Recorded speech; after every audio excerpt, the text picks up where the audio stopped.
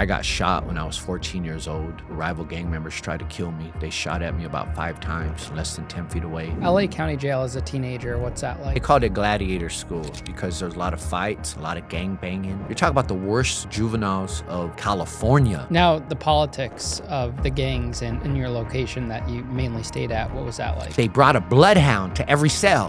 Bloodhound? What is that? Well, they were looking for the body. Did that make you a target? I'm 21 years old at this time in Ironwood State Prison, and I caught word that I'm gonna get stabbed. Imagine being 17 years old and told you're going to prison for the rest of your life. Brian Warth didn't just imagine it, he lived it. From LA County youth lockups to maximum security yards, he had to become a man in the most brutal way possible.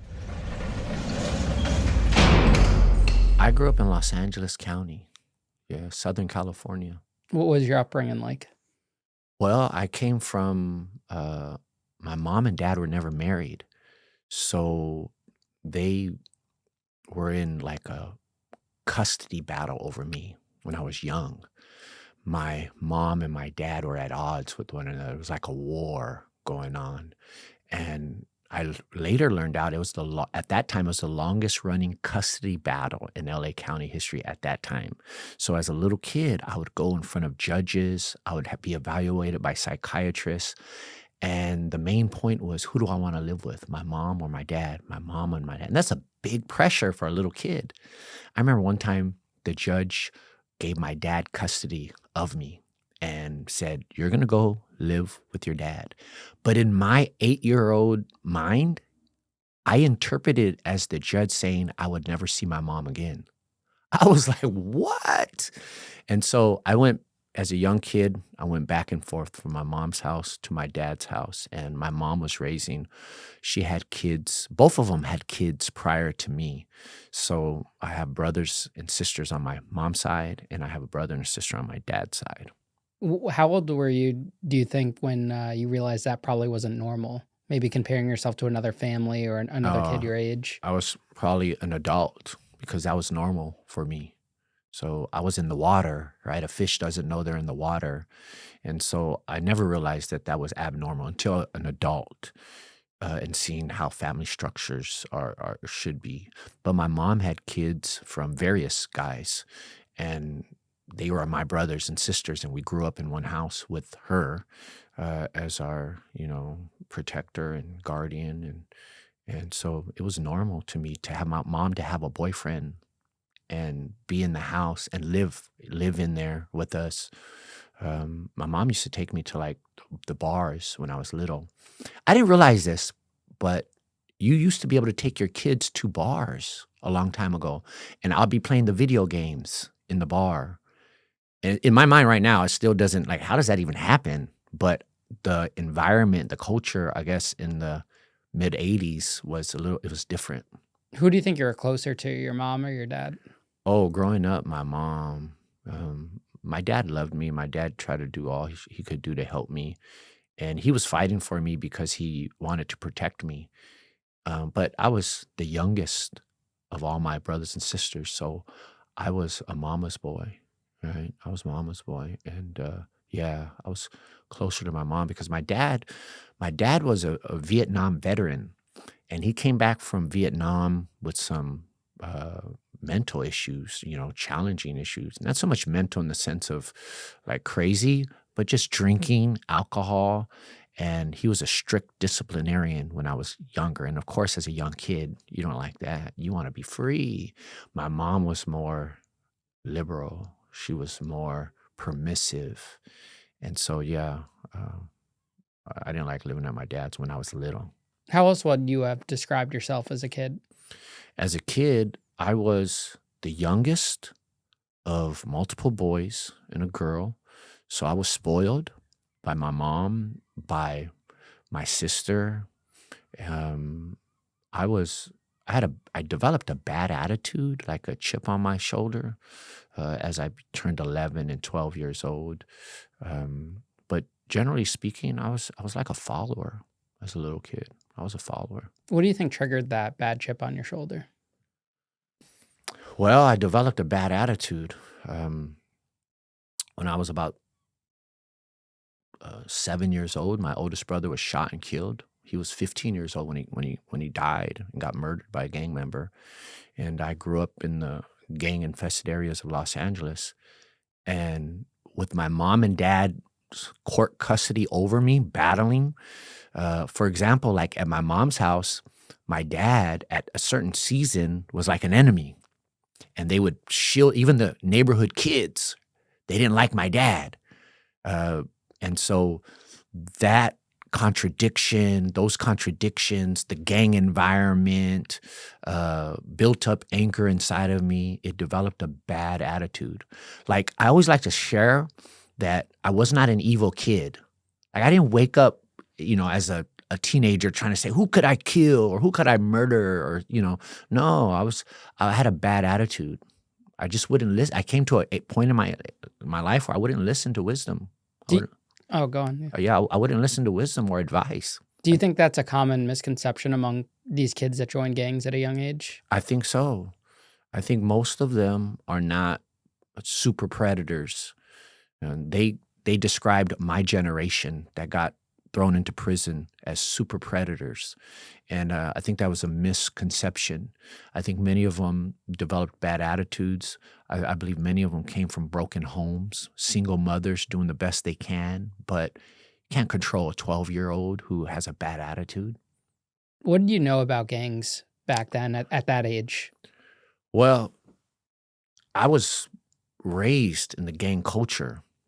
So to me, it was normal.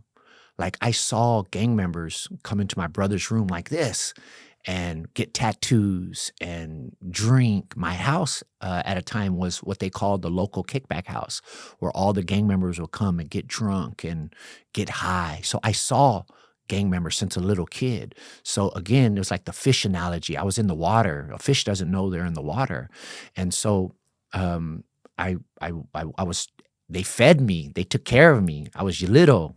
Right? They were like, man, that's David's little brother. And they gave me attention. So they even told me when I was little that I swore I would never be like them. That's what they told me. Did you look up to them at all? For sure. I looked up to the gang members. I was in the 6th grade. And you know how schools have Halloween Day and you dress as a certain character, and some people come to school as Hercules or Hulk Hogan. I came to school on Halloween Day, or the celebration that the school had, as a gang member. I took my brother's gang member clothing, his glasses, his clothing, and I went to school that day dressed up as a gang member. I was in the 6th grade. I'll never forget that. Did anyone say anything? Your mom, teachers, administration? My dad saw it coming, man. God bless my dad, man. My dad saw it coming. He tried to help me. He tried. Again, everybody was in it. Everybody was there. They may not have been directly contributing to it, but that's all they knew. That's all they knew. No, you said your house was kind of the hangout spot. Yeah. Why did your parents allow that?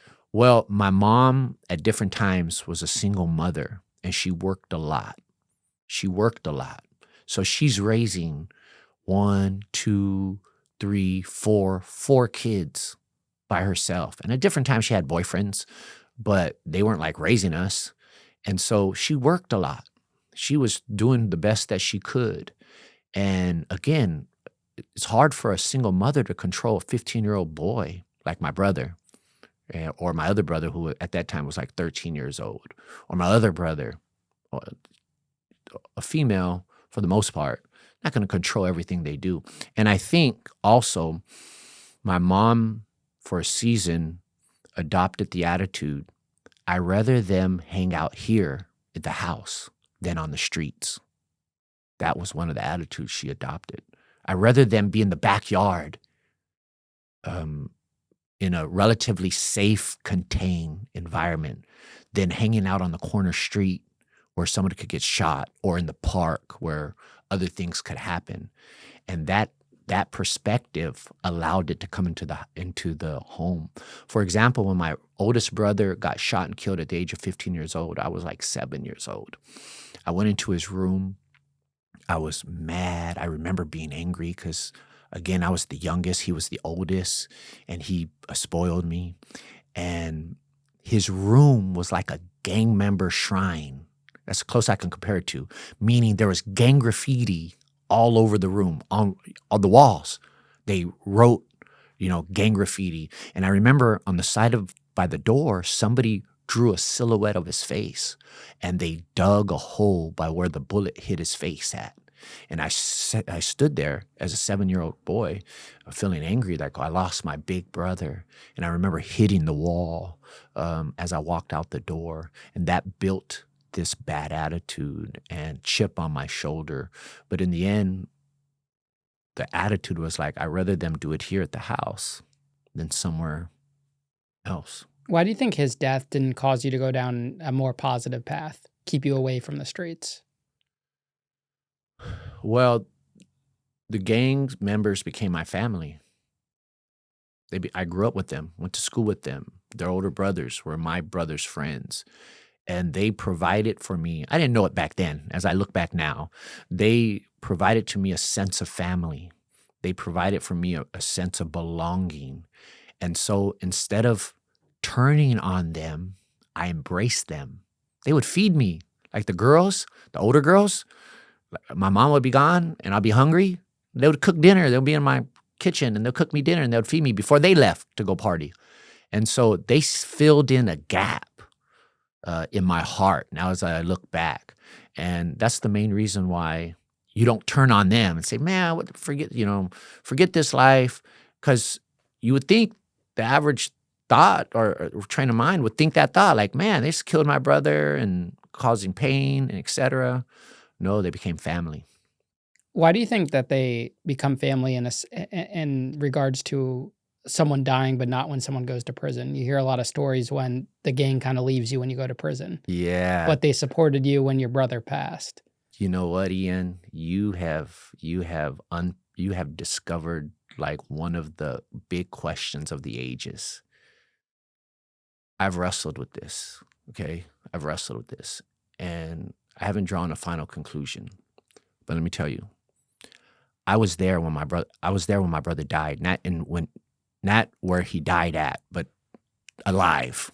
So I felt the emotions. I felt the crying.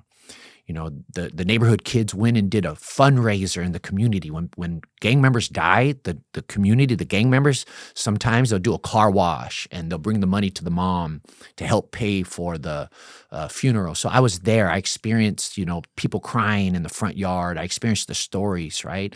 This longing through the years.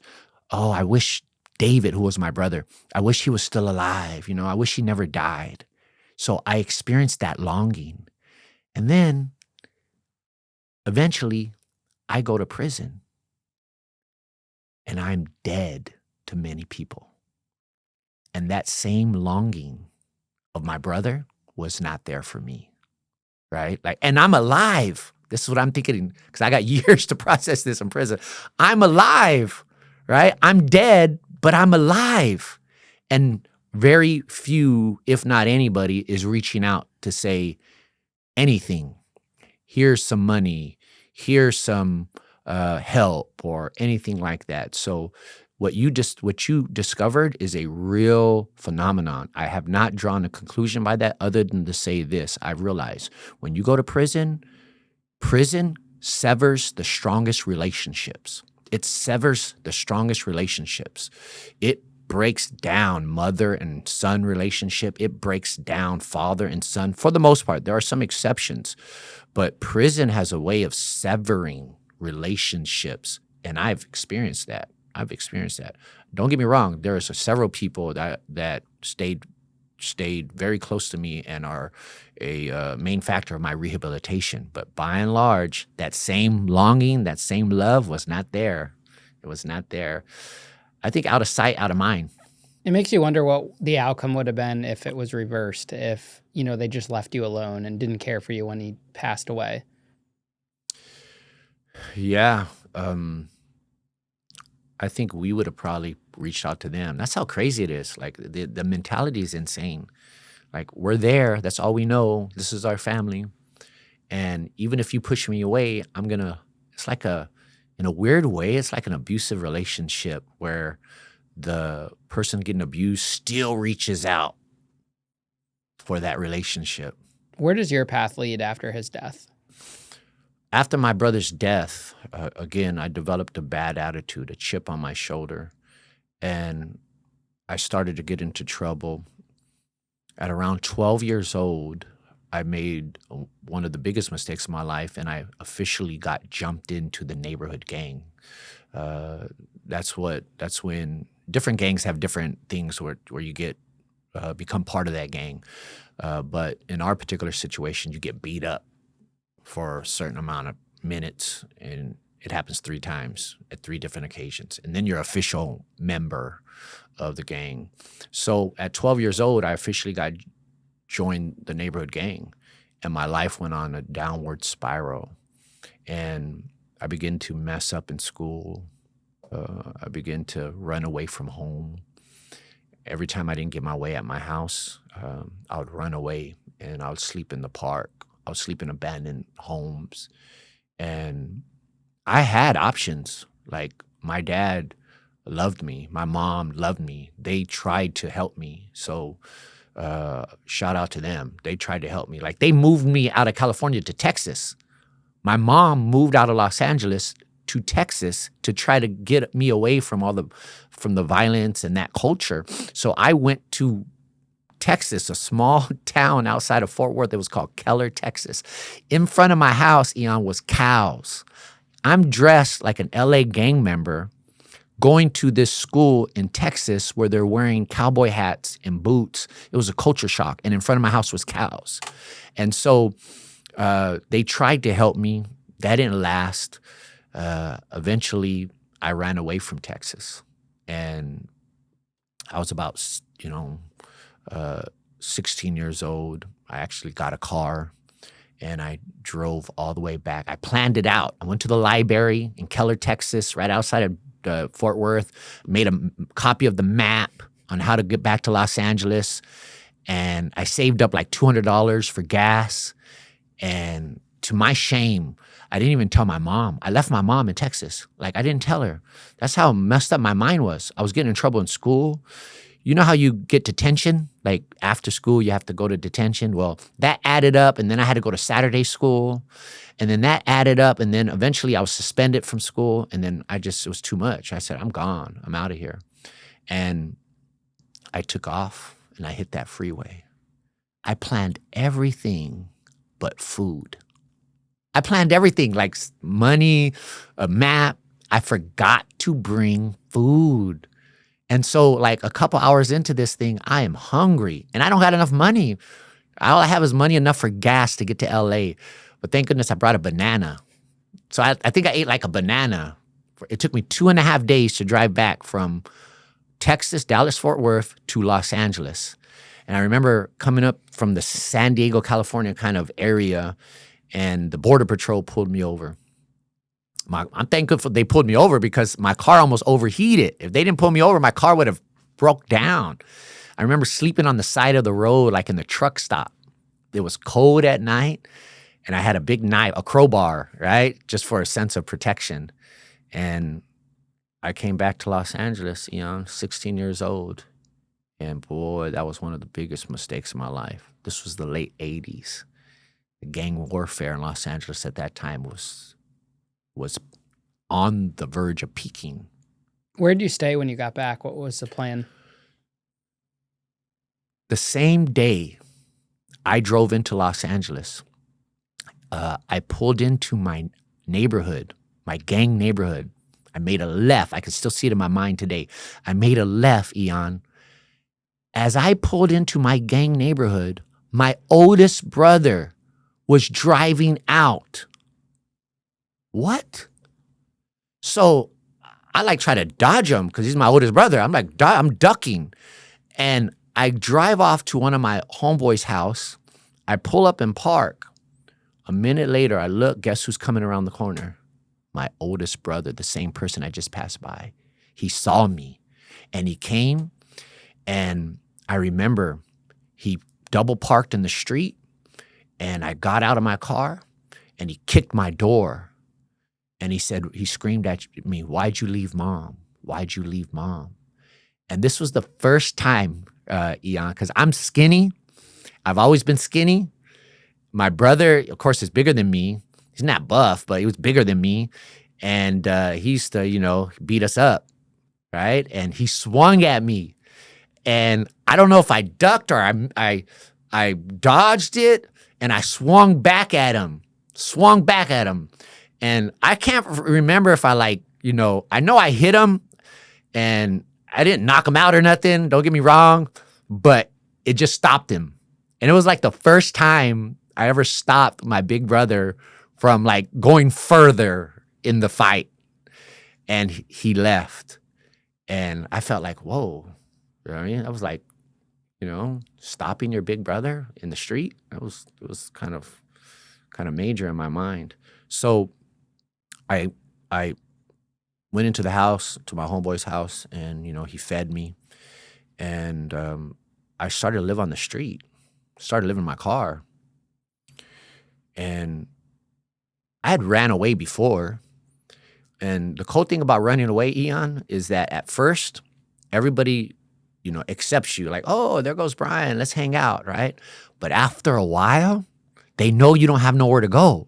So they're like trying to dodge you because they know if you hang out with Brian, he's not going to go nowhere. Like, he's going to be with you at 3 a.m. in the morning because he ain't got nowhere to go.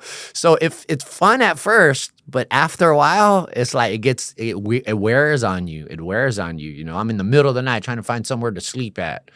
And so eventually, Ian, I go back to my dad's house because my dad stayed in Los Angeles, and I go to live with my dad. And my dad lived in a home with my grandma, my aunts, and many of my cousins. So that's at his house. That's what that environment was. And a lot of people in Los Angeles like that, maybe even New York, right? Where all the family lives in one house. And so when I went back to my dad's house, now I had a car. I was 16 years old. And I realized then that my dad could not control me. Like, I had a realization. My dad couldn't control me. So I started going out at night, and I started partying, and I would come home whenever I wanted to come home. And up until that point, my dad would physically try to stop me. Like, he was a dad. My dad was like a dad, dude. He would physically. One time he tried to wrestle me not to go because he didn't want me to go. And my grandma came in, and she had to break us up and told my dad, just leave it, let him go. And I realized, oh my goodness, my dad can't control me no more. And the cool thing was, Ian, I couldn't control myself. And now I'm going to the streets. I have a car, and I'm getting high. I'm getting drunk. I'm not coming back at all. Maybe the next day I'm coming back to the house, sleeping, and my life continues on a downward spiral. Are all the kids in the gang or all the people in the gang your age, or is it mixed? There's different generations. So I have older brothers that are older than me, and then I have another older brother that's younger than my oldest brother, and there's a generation for him, and then there's a generation for me. At the time when I was growing up, I was the youngest generation. So I had most of the time been the youngest person when I was growing up. I was like 12 years old. Everybody else was like 14 up to 21, 22. And back then, to a 14-year-old being 21, you were old. Like, my older homeboys that were like 25 and 30, to me, they were like grandmas and grandparents back then. And I didn't really see them because they were in a whole different other category of people. So to answer your questions, there's different generations depending upon how old your gang is. There's some gangs in LA that are old, real old. So you have multiple generations. You have newer gangs that only have one generation. Now, is everyone in your generation pretty much on the same path, not going to school, kind of living on their own? Yes and no. I come from a neighborhood in LA that had working class, first generation immigrants from Mexico for the most part. And they were working class. So the people I hung around with, their parents were hard workers for the most part. They were hard workers. The dads were like strict people from like Mexico that came to the United States, and they found a way to make a living. And so there were people in my generation that also had parents but they were working all the time. So there was no one to watch after them. A long time ago, they used to call them latchkey kids, where the parents worked all the time, so there was no supervision amongst the kids, and they could do whatever they wanted to do. So there were different gang members, different, like, you didn't identify them. You didn't say you're a different gang member. But looking back, there were gang members that just liked to party. There were gang members that just wanted to be around there. And then there were gang members that were active, like part of the street warfare. And so you had different kind of like groups of people. So what happens next? So I went in and out of jail at an early age for small things, like spray painting on the wall. I would spray paint gang graffiti on the wall, I'd get caught, and go to juvenile hall. When I was 14 years old, I got arrested for attempted murder, a gang-related shooting. And I remember they sent me to juvenile hall, and I prayed to God. I said, God, if you get me out of here, I'll go back to school. I was trying to do a plea bargain with God in a cell. And I had a couple crime partners who were 18 years old, and I was 14. At this particular time, I was 14. And a couple days later, I got a DA reject, and they released me from this attempted murder charge. But the sad thing was, I didn't heed the warning. I didn't learn the lesson, so I went back to the streets and started going in and out of jail at an early age for small things, running away from home. I wasn't like I wasn't a type of gang member that would like steal things. I wasn't a thief, right?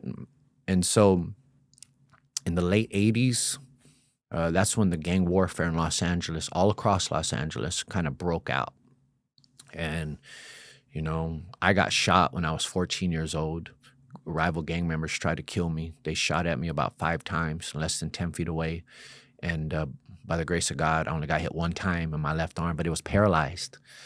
That's also helped form in me a bad attitude. I went into that hospital. I thought I was this gang member, Ian, right? I was this gang member. Because I was 14 years old, they put me in the little kids ward. So I'm looking around. Guess what they have drawn on the walls? Scooby-Doo, all these cartoon characters. And here I am thinking I was this bad gang member, and I'm in this room full of Scooby-Doo drawings on the wall. And about a month later, they released me from the hospital. My hand was paralyzed. I couldn't sleep.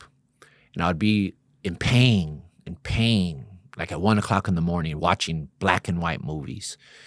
And all I can think about was, how could I get revenge? Like, anger was percolating in my mind. And so I got caught up. I got caught up in that gang violence of Los Angeles in the late 80s. And ultimately, I found myself arrested for the last time at the age of 16 years old. I was arrested for a gang-related shooting, a murder, and one attempted murder, regretfully. What happened that day? Well, it was summer school, and I had this new guy from my neighborhood. He was new. He was younger than me, and I had befriended him. When I came back from Texas, I befriended him. And so I would bring him along with me in my car. Because when you had a car, like I was 16 years old and I had a car, that was big time, like almost big time. Like if you had rims on it and big stereo, you would be next level. But I didn't have all that. But just to have a car, you were like, you just had a little bit of favor. And so I brought this younger guy, he was a year younger than me, close to me. And we would hang out. We would go to different places, we'd get drunk and hang out. And it was summer school. And in Los Angeles, during the summer, they also have summer school where you can make up classes. And so one day, he told me, he said, hey, I got a gun. I said, you got a gun? Well, where's your gun at? He says, it's at my school in the locker. Back then, they used to have lockers where you could put your stuff in the school. So I told him, go get the gun, bring the gun. And so the next day, he brought this gun. And it was an old shotgun, one-shot shotgun. And he handed it to me. And, we had different guns at different times, but when you grab a gun, at least for me, like something clicked in my mind. It gave me a sense of false bravery because you got to remember, people are getting shot. People are getting kidnapped. When I was in the late '80s and in LA, people were getting kidnapped and tortured, and so it was so violent that I wouldn't. If I had to go home like at 1 in the morning, I wouldn't stop at a stop sign. I would run the neighborhood stop signs just so I'm not going to stop, because if you stop, you make yourself a victim. So that was the culture of what was going on. So when I grabbed that gun, I felt a sense of safety. It was false, but I felt it. And so I put it in my car and I hid it in the quarter pound. I had a 1980 Monte Carlo. Back then, that was the lowrider cars in Los Angeles. It was Regals, Monte Carlos, Cutlasses. And you had small tires. Like now people have big tires. Back then, it was small tires with rims, laces, and Daytons and stuff like that. So I hid the gun in the quarter panel of the door, and I began to drive around with it. And it gave me, again, this sense of confidence, a sense of protection. And one day the police pulled me over, and I got out. They put me on the curb. They sat me on the curb, and I said to myself, oh man, I'm going to jail. I'm going to jail because of the gun. They went into my car and they searched my car. They didn't find it. They didn't find the gun.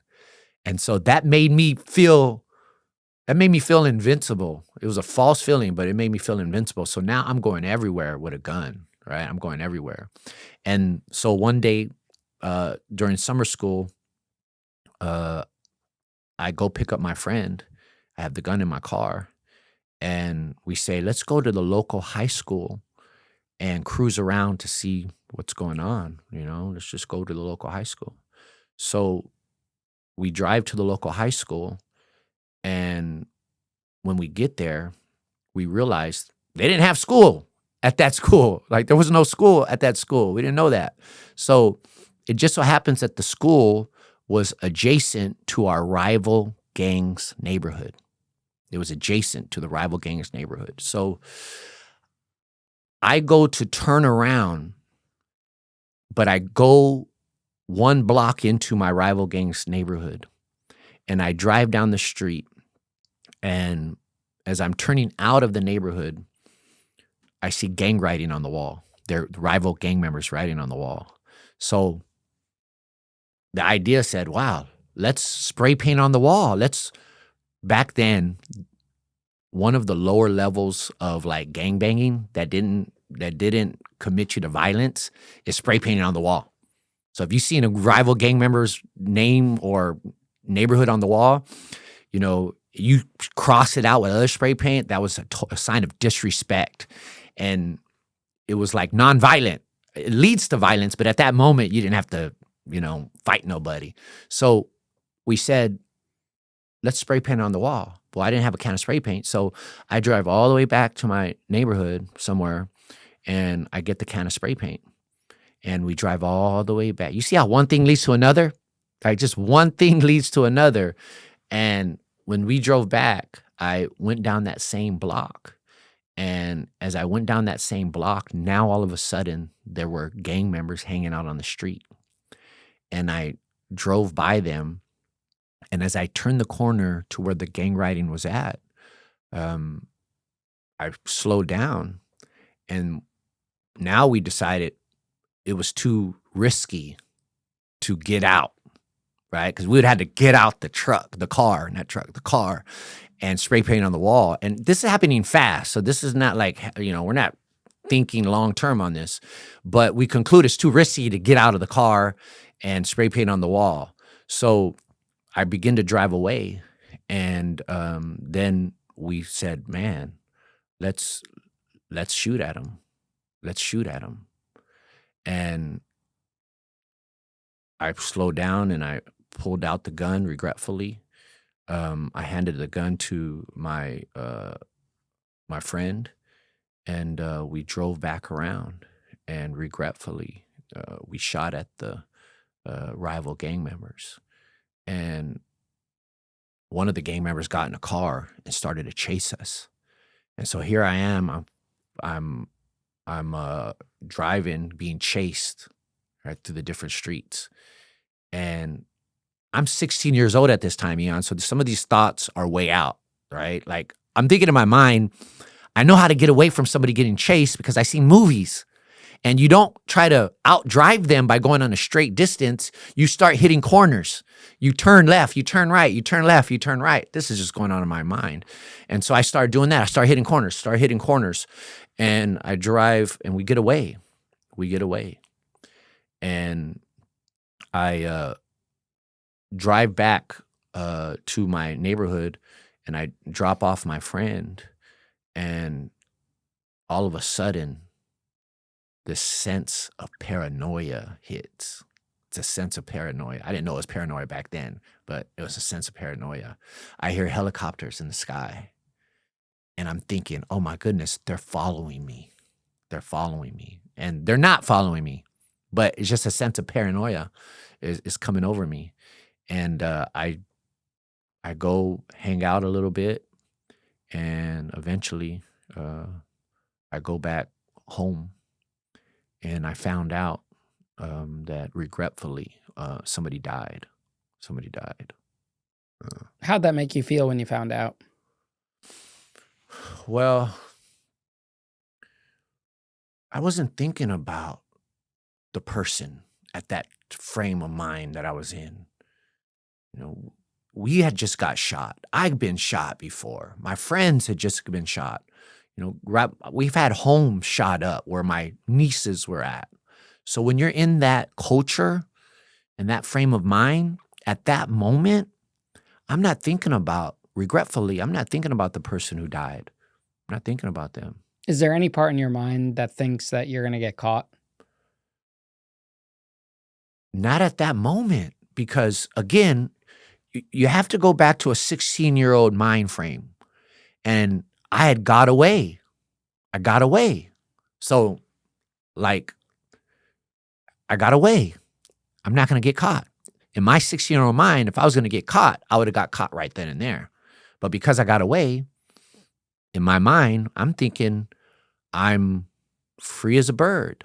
But again, that's a 16-year-old immature gang member mind that's off, because these are professionals. Police officers are professionals.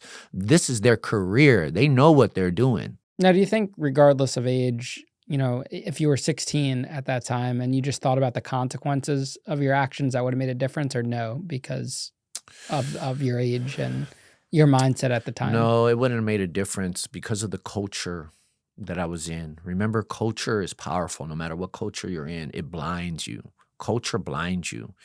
No matter what culture you're in, the values of particular cultures blind you.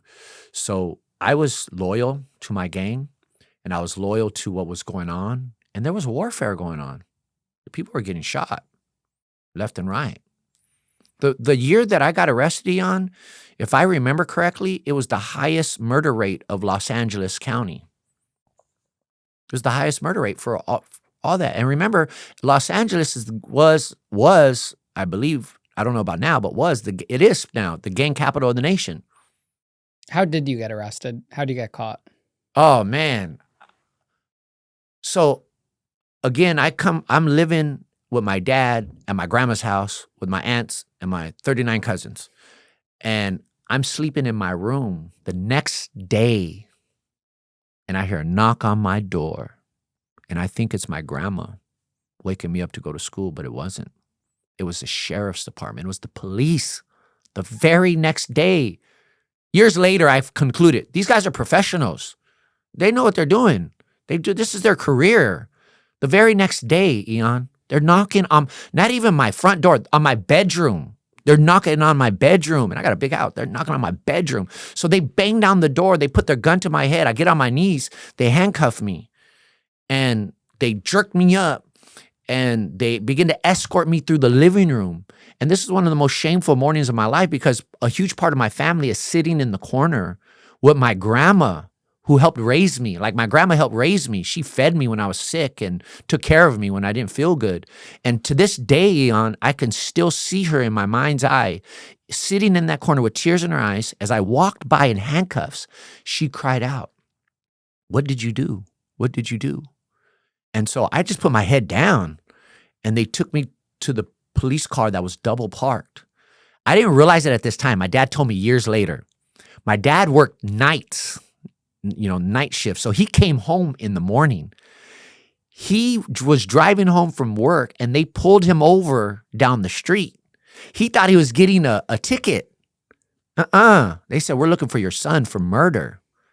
And, where is he at? Right? They pulled my dad over down the street. They surrounded the whole house. And so there I was in that cop car, and I was slipping into darkness. I didn't realize how much darkness I was going to slip into. And 15 minutes later, that detective came and they drove me off. And I was looking out the window, and that detective turned around and he slapped me with his words. He said, "You better take a good look at them streets, boy, because you'll never see them again." I still had a chip on my shoulder. I didn't want to let nobody tell me what to do, so I stared deeper into them streets. I looked at the people going to school or work, and for them, it was the start of another normal day. But for me, it was the beginning of the end. I was slipping into darkness, man. They took me to that police station. They booked me for one murder and one attempted murder. And because I was 16 years old, they took me to Juvenile hall first. And back then, when you get arrested for a murder, you have to spend 3 days in the hole. You have to spend 3 days in the hole. And the very next morning after my crime, Eon, that police, man, they got me. They got me. My crime happened like at 2 p.m. in the afternoon. It wasn't at nighttime. And I'm in a white car, and so it was so dumb. What I did was so dumb. What about the others in the car? Did they get caught at the same time? Or with me? Yeah. No. They didn't get caught for like maybe 2 weeks. So did they offer you an opportunity to snitch? Of course. That's what they do. And they took me to, when we got to the police station, they took me to a room just like the movies. They showed me a picture of the deceased. So you know this guy, right? And tell me what happened. But no, I was raised with the street code, Eon. You don't talk to nobody, right? I didn't know nothing. At that time, I didn't know nothing. I was not around. I'm such a dumb thing that I was doing in the broad daylight, white car, Eon. I had a dent on the side of my car. A dent on the side of my car. I had Texas license plates because remember, I actually got the car in Texas. Texas license plate. I was so dumb. So I'm in that interrogation room. I don't know nothing. I don't know nothing. Do you think following that street code was the right move, looking back on it? That's a good question. I think it was the right move for the moment because these guys are professionals. They're going to find out what happened. It's not like I'm a serial killer. It's not like I'm a professional bank robber. No, they'll find out what happened as they do their investigation. So I didn't tell. The only reason why I'm talking right now is because everything has already been processed. It's years later. My crime partner's already out of prison, right? So he's already living his life. That's the only reason why I'm telling now, because I wouldn't want to hurt anybody or put anybody in jeopardy. But back then, let them figure it out. But I'm not contributing to, because they're gonna hold it against you too.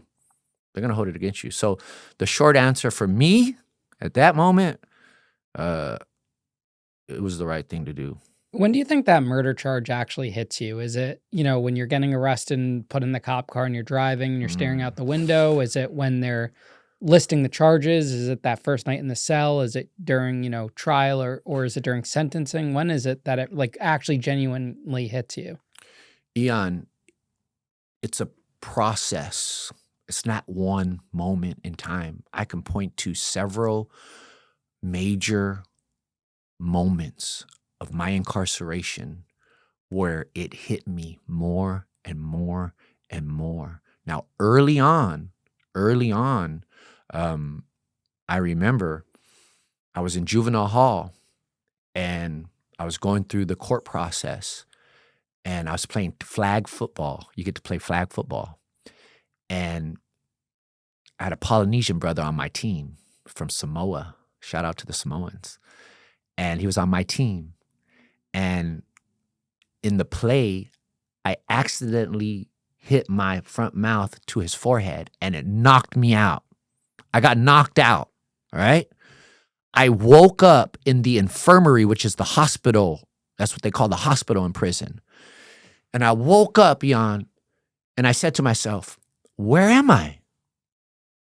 What am I doing here? What's going on?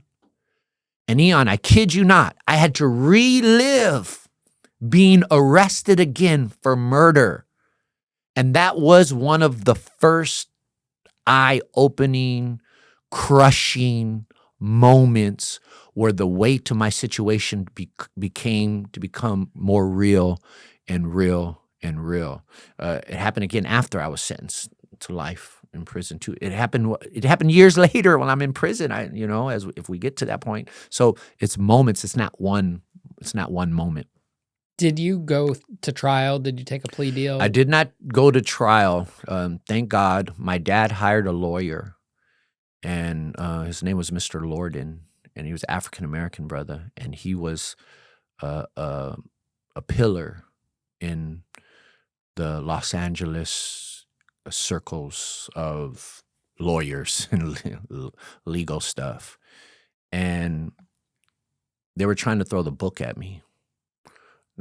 They put back then they had like special gang prosecutors, and they were trying to throw a book at me. And my lawyer was able to negotiate a plea bargain, and he urged me, take the plea bargain. You're not going to win. They're throwing the book at people, and people were coming back with double life, triple life. I didn't want to take a plea bargain. I didn't want to take no plea bargain. But again, I'm 16 years old, 17 years old, so I'm not like, you're in the county jail. I was in Juvenile, but I was in the Los Angeles County Jail, and people are fighting their cases, and you have this sense of you may be able to go home. But my lawyer, God rest his soul, he was able to negotiate a plea bargain.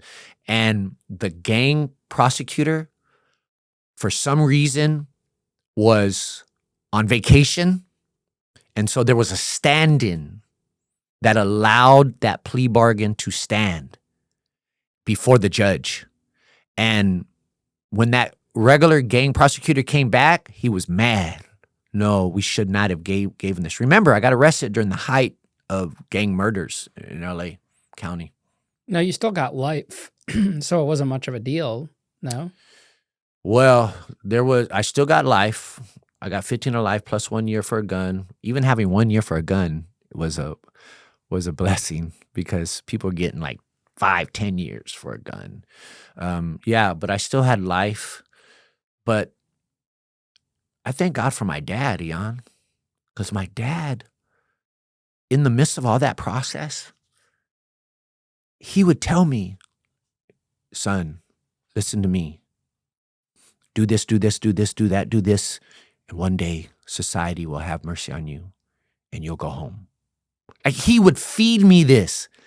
I got so mad at times, Ian, because I even told him one time, Dad, no, I got a life sentence. He didn't budge. And so he kept a silver lining of hope. Like, I had a fraction of hope. Thank God for my dad. Shout out to my dad. I love him. Even though I rebelled against him, when I was little. But yeah. So yeah, I had a life sentence. When I was in jail, they had a no parole policy. I was in prison with people 40 years to life, et cetera, et cetera. They were never going home. But my dad kept a little bit of hope. Now, LA County Jail as a teenager, what's that like? Oh my goodness. I was in juvenile hall, Ian, and I got in trouble. I was getting in riots, and I got kicked out of juvenile hall. They put me in the hole for like 3 months. I was in a room like this, right, by myself for like 3 months. And one day I heard the shackles. You remember them shackles? I was in that room for so long, to me, that when the guard would come to see if you're all right, I would act like I was crazy. Like, I would do upside down push-ups, right? Just to act like I was crazy, get a little more attention. But one day I heard the shackles come, and they kicked me out of juvenile hall. And they told me that LA County is the worst of the worst. Los Angeles County Jail is the worst of the worst. I think it's like the biggest jail in the world, maybe. And if you survive the LA County Jail, you could survive anywhere. So they came and shackled me down, waist, ankles. And I think I was in jail at that time, maybe 6 months or so. I'm not sure. And so they drive me in a little bus, little van. Oh man, that van was a breath of fresh air because you get to see everything. But it was just like a mile away, you know. And I had heard horror stories about the LA County Jail. But again, I'm a gang member, right? Gang members run the county jail. But I'm skinny. I look young, right? So you still have in the back of your mind this fear of the unknown. And so I go, it's like a spaceship in Star Wars. The front door opens up and I go in there shackled down. I kid you not, within the first 5 minutes, I heard the alarm. Burp, burp, burp, and I looked, and one of the sheriffs was dragging somebody across the hall with his hair, by his hair. First 5 minutes. Now, I got kicked out of juvenile hall at 17 years old. So I went to the LA County Jail as a 17-year-old. You're not supposed to go there till you're 18 years old. So they had a juvenile section before you turn 18. So they booked me and they sent me up to the juvenile section. And let me tell you something, Ian. It was a room full of the worst juveniles of LA County. About 18 of them in one room. Bunks, triple bunks, right? No supervision. No supervision. No windows. Throw you in there. Thank God I had got transferred with 2 people, like 2 gang members, because they were in the riot too in juvenile hall, right? One of them, they were both big. I was skinny, but one was really big, and he was from Compton, California. So thank God we go into the room with 3 people. That gives you a little leverage. It makes you feel a little better, right? And I didn't know at that time, but they were jumping everybody who came in that room. Like whoever went into that room, they were jumping. When I say jump, it means beating them up.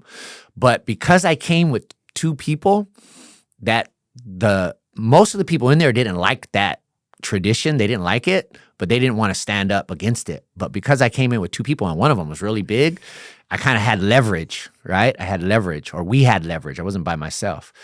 And so we walked into that room. They shut the door, and they didn't have bunks. It was more people in the room than they had beds. And so for the first night, maybe 2 nights, I forgot how long, I slept under the bed in the LA County Jail. I come from under the bed, Ian. I slept under the bed, and I slept with one eye open. Eventually, I realized I have to go to sleep. Like, you eventually realize you got to go to sleep. And so I slept with one eye open. When they fed you in this juvenile section, they don't even assign you food. They just have trays, and they present the trays to the room, and we're like hyenas. First come, first serve. They're just fighting over food right there. And if you get 5 bananas, you get 5 bananas. You get 5 trays, you get 5 trays. If you get nothing, you get nothing. So there's a strategy to it. You have to listen for the carts to come down the hallway, and hopefully, you know they're coming, so you can get ready to run to the door. And you're like hyenas, taking everything. So I stayed in that room for several months, and eventually I turned 18 years old. I turned 18 years old in the Los Angeles County Jail, and they transferred me to the main line. In fact, actually, let me back on up. Before they transferred me to the main line, they transferred us to one-man cells on a row with like 50 cells with a one-man cell. Have you ever been in a one-man cell? Yeah. All right. It's so small you can touch both sides, and the bunk next to you is cut into your cell because that's how they maximize space. It's not in your cell, but one person sleeps on top, another one, the next cell, they sleep on the bottom. And there's bars, and there's a toilet, and there's rats falling around. I turned 18 years old in that one-man cell. You know what I did for my birthday? I had a Snickers bar, and a Snickers bar in the LA County Jail was like gold. It's like a brick of gold. I created a fishing line, ripped my sheet. I tied the Snickers to the end of it, and I threw it in the tier, which is the hallway on the ground, knowing that everybody's gonna try to fish for it, right? Because it's like a brick of gold. And as I threw it in the tier, everybody would try to fit. As they got close to like getting it, like one person's almost gonna get it, guess what I'll do? I'll yank it. And I did that for like 10 times. It was weird, crazy birthday gift at 18 years old. It was weird. And then because I turned 18 years old, actually I got sentenced. I got sentenced to life when I was 17 years old in that cell. From that cell, I got sentenced to life. They took me to the Compton courthouse one day, and in a big room full of people, the judge hit her hammer, and she said, "Mr. Warth, we sentence you to life in prison." I was 17 years old, and I was numb. You ever seen on TV, like the news, somebody gets sentenced to death? I've always wondered, like, how come they're not saying nothing? Like, how come they're not like, hold on, wait up, let me say something, right? But I realized you're numb. You're like a walking zombie because of the pressure. It's the darkness that is around you, the mental darkness, the environment. And so I got sentenced to life. I stepped back, and a man in his 40s, to me at that time was old. 40 years old was old at that time. He stepped forward, and the judge sentenced him to 3 years in prison, and he broke down in tears. He broke down in tears. He began to sob like a little baby. And I didn't say nothing, but inside I was screaming at that guy, like, what are you doing? Like, why are you crying? Didn't you just see what happened to me? And I couldn't understand his pain. I couldn't understand his frustration, but eventually I would. They took me back to the LA County jail. They put me in that one-man cell. I was sitting there. I was crushed, Ian. This is one of the moments when you ask, did you have one of the moments that you came to realization? Well, there's several moments. This was one of the moments. I just got sentenced to life. I'm in that one-man cell, 17 years old. My face is pressed against my knees. And I felt like I was suffocating, like a snake was wrapped around my neck. And I felt, Ian, that Satan was laughing at me. I felt like the devil was laughing at me. I was never going to be a father, never going to be a husband, never going to be free. And you were young when you went to prison, so you could probably identify this. There's nothing worse than a teenager full of dreams and even energy, but slammed down in a one-man cell, condemned to die a slow death in prison. There's nothing worse than that feeling right there. My short life flashed before my eyes. All of a sudden, like, I begin to regret at that moment. That's when I first started to regret. All of a sudden, I begin to regret every time I didn't listen to my dad, or every time I didn't listen to my teachers, or every time I didn't go to school or church. Like, I begin to regret. That's when regret started to fall upon me. And then I heard a noise in the hallway, and I got up, and I put my face. It was bars, so I put my face against the bars, and I looked, and it was a frail, elderly volunteer chaplain. Remember the chaplains in prison? Yeah. He was walking down the hallway, passing out Christian literature, just old books, old literature. And I didn't want to talk to nobody. I was mad. But he came to my front of my cell door, the cell wall. And so I got up, and in my mind, I said, I'm going to drop the bomb on this guy. And I said, so I got up and I went to his face, there's bars. And I said, Mister, I just got sentenced to life in prison. What in the world can you do for me? What can you do for me? Society doesn't want me. What can you do for me? My life is over. And to my surprise, man, this old man, he reached through the bars and he grabbed my hands and he said a quiet prayer over me. He prayed over me in the name of Jesus right then and there. He prayed for me. This old man was not afraid. He wasn't even an ex-gang member. He wasn't even an ex-drug addict, right? He was just an old man that had a heart for broken people. And he prayed for me. And he walked away. I never seen him again. I think about 2 days later or so, I woke up in the county jail, and I had an encounter with God. Have you ever had an encounter with God when you're in prison, like a God moment?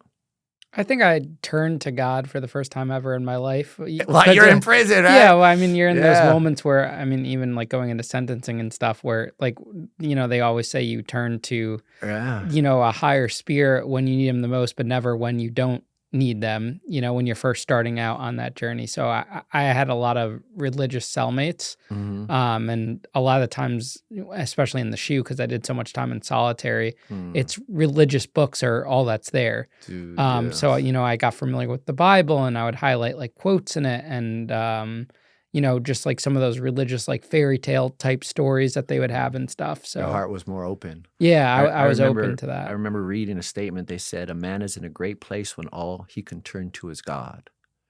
And I had a God moment. I've had different God moments in prison, but that was like the catalyst. I woke up and I felt as if God impressed upon my heart, Brian, if you serve me and don't give up, eventually I'll set you free from prison to impact the world with the gospel. I had this God moment, and I I realized that with this, you had moments of clarity at some different times in your prison experience, moments of clarity, and I realized that sooner or later, unless I died first, I was going to wake up in a prison gray, old, walking around a prison yard. I was going to look up to heaven and I was going to wish I would have changed my life when I was younger. Like I had that realization. And that did something to me, man. That did something to me. Like that was the catalyst of me turning my heart over to God and just taking baby steps of restoration. But I was still in the LA County Jail. I was surrounded by hyenas and lions and snakes, and so I didn't learn. You don't learn how to live right overnight, but that was the catalyst. And so they eventually sent me to the main line of the county jail, and I was able to endure it and persevere in it, and then eventually they sent me to youth prison first. Now, those feelings you were describing and that first night back in the cell after you got sentenced of feeling broken, do you think if you told your teenage self, I mean, you're still a teenager, but those years before the shooting, if you told yourself that you were going to experience those feelings, would you have still have done it? Well, I work a lot with teenagers today, and I speak around the world, and I share my story with thousands of teenagers. And I look sometimes, Eon, and I wonder if I'm ever getting through. I wonder if I'm ever getting through. I don't. There's a lot of them I'm not getting through to. It's just seeds that in a later time is hopefully going to help them out. But in that moment, I could tell my story and it could be as powerful as ever. And someone and a teenager, because of, I believe, the brokenness of their heart, even the state of their mind, it's hard to crack that in one kind of statement or one story. It's hard to crack that. So my answer would be, I don't think so. I don't think it would have woke me up. I think it takes an actual crushing to wake you up. And that's what it did to me. It crushed me. The whole experience crushed me. Now, what's a youth prison they send you to? Yeah, so I got sentenced. I got tried as an adult. So even though I was 16 years old when I was arrested, in California back then, you could be 16 years old. If you got arrested for a major crime, they'll try you as an adult. That meant you would do an adult sentence. But because I was 16 years old, they said, well, let's send them to youth prison first and help them take advantage of some of the programs. And so I went to Heman G. Stark Youth Training Facility in Ontario, California. It was all by the cows, man. It's by You cows. can't get away from the cows. Man, I can't get away from the cow. I never thought about that, but I can't get away from the cows. And it smelled. The first couple of days it smells, but then you get used to it. But it's called Gladiator School. It's called Gladiator School, Eon. Why? Because you have all these young gang members. You have all these young gang members, and they're not listening to nobody. And so I got thrown into the fire, man. I got thrown into the fire. Youth prison is like fire. Maybe that cow is symbolic because the cow shows you the life you could have had in Texas, and then you see the cow again when it's the other end of it. You could be right. That could be a sign like, hey, I gave you an opportunity. And yeah. Now, you said this prison was supposed to be, for kids to get on the right footing to start Yes. their sentences, but you say it's Gladiator Yeah, school. they called it Gladiator school because there's a lot of fights, a lot of gang banging. You're talking about the worst juveniles of California in together. And so there's gang banging going on. There's fighting going on. There's stabbing going on. And and it's ruled by a young mentality. And they'll do things there that you wouldn't do in adult prison because of the supervision. Give us an example. Well, they had rules, right? They had like major rules. I'm gonna tell you one rule. If you dropped your prison comb and it landed on the brushels, you couldn't pick it up. You couldn't pick it up. You just had to leave it there. Why? What's the logic? I don't know why. That's just a rule. I don't know why. So it had rules. You couldn't talk extensively to African Americans or people of other race. You couldn't. I know that's generally in a lot of prisons, but this is next level type stuff, right? They almost try to make you racist. Where do you sit with your gang at that point? So remember I had that God encounter, but I didn't learn how to live right overnight, right? And I'm starting my life sentence, and I'm just taking it one step at a time, Ian. Like I'm taking it one step at a time. So I'm perceived as still a gang member. When I went there, I'm perceived as still a gang member. They still view me as a gang member. And then eventually, I have enough courage to stand up and say, I'm not gangbanging no more. I chose not to gangbang no more. And so eventually I did that. Like that was a moment of maturity right there. I remember when I first started doing that, I found one of the guys that I was in juvenile hall with, because eventually after so many years, you growing up with people in prison, you were in their institution, that institution. So I remember going to this one guy, he was from Northeast Los Angeles, and I targeting him saying, I'm going to tell him that I no longer gangbang. And this was like, when you do that, you come up from under the protection of the gangs. You come up from under there.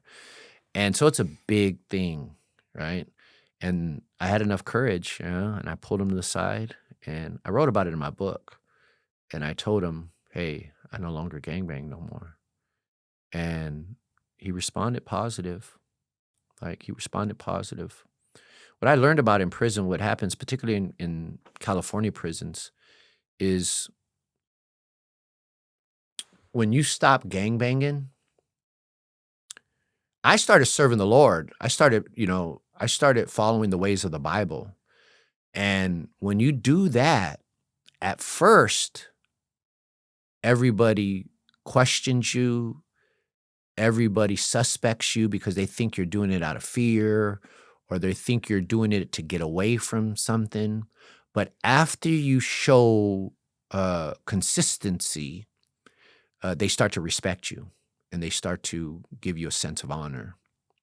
How long were you in the youth prison for? I was there for 3 years, 2.5 years. And I was there for 2.5 years. I started to serve the Lord there. And all of a sudden, a lot of more gang members started serving the Lord, and they stopped gangbanging. When I went there was very few, but then there was what we call in our language a revival, and a lot of young gang members started serving the Lord and going to church. And so that was a cool experience to experience, to see that. And we had a chaplain who was a pastor. He began to pastor me. He began to mentor me. He began to help me. And about 2.5 years later, Ian, one of the prisoners killed a staff member. This is at the youth prison. At the youth prison. They killed a staff member. I remember that morning. I was waiting to get a visit, and they locked us all down. And about 2 hours later, they brought a bloodhound to every cell. Like, a bloodhound? What is that? Well, they were looking for the body. And come to find out later that one of the lifer prisoners who had been there for like 10 years, because after you're in prison, a particular prison for 10 years, you get favor with the staff and they put down their kind of guard.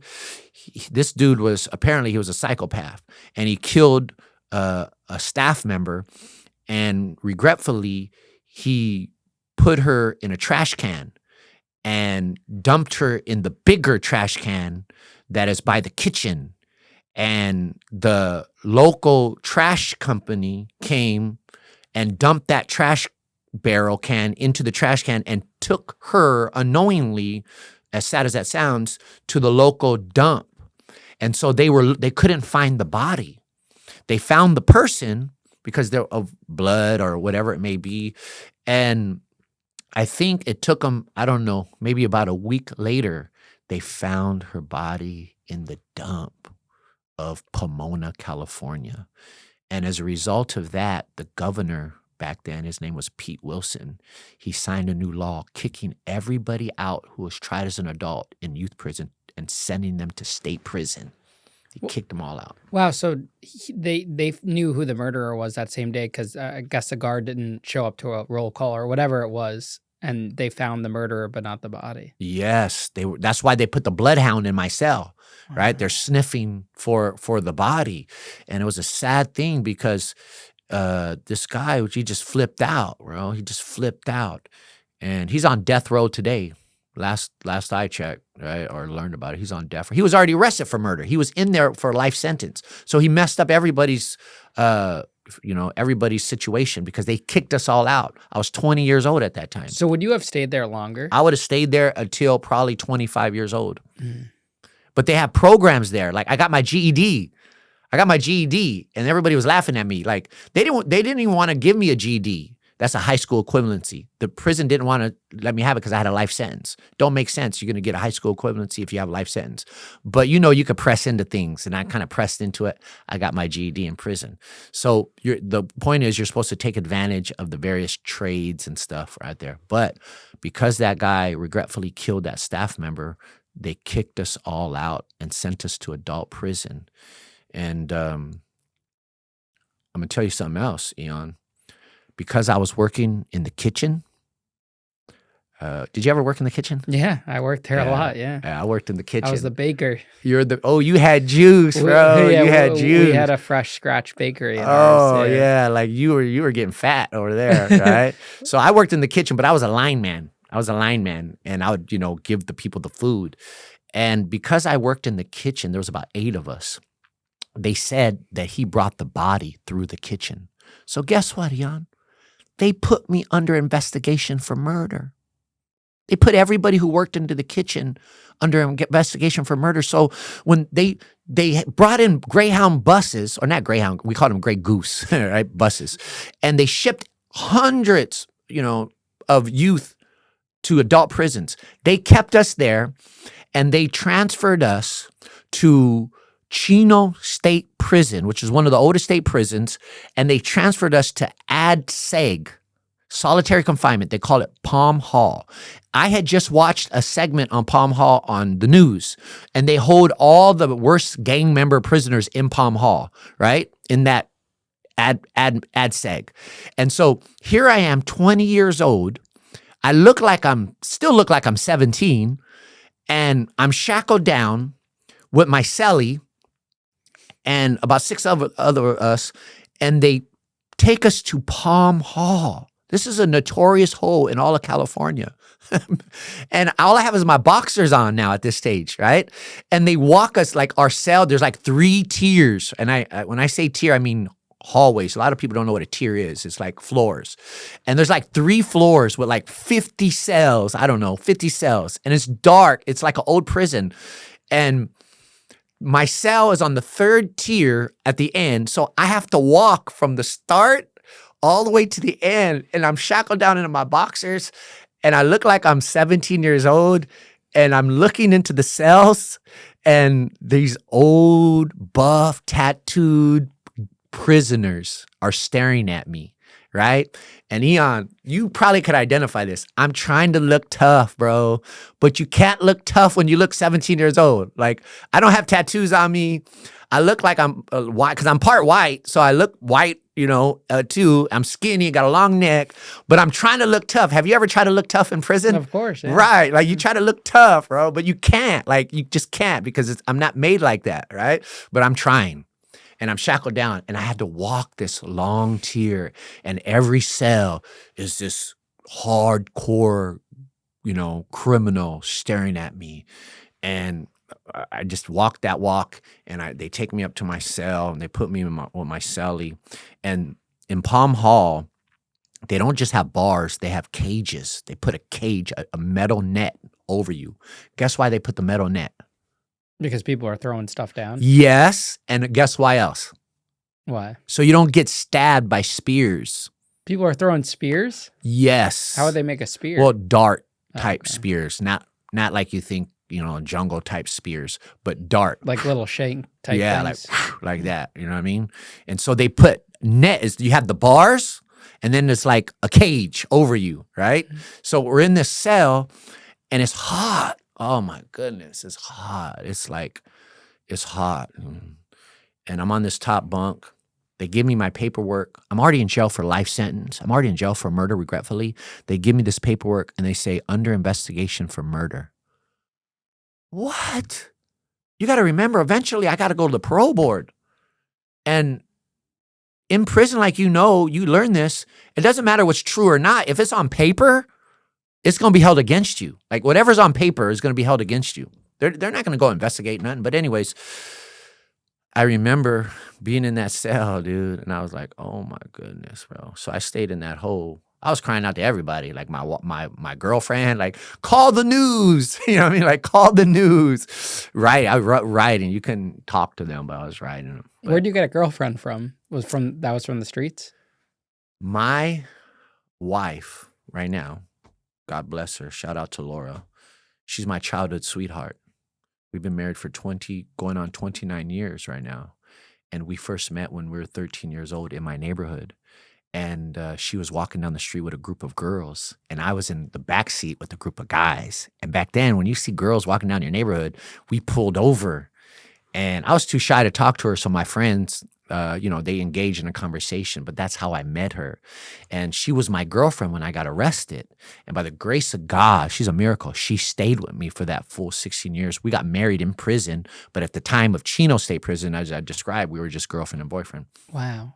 That's incredible. Yeah, it's a miracle. She would visit me almost every week. She's a miracle. I love that lady.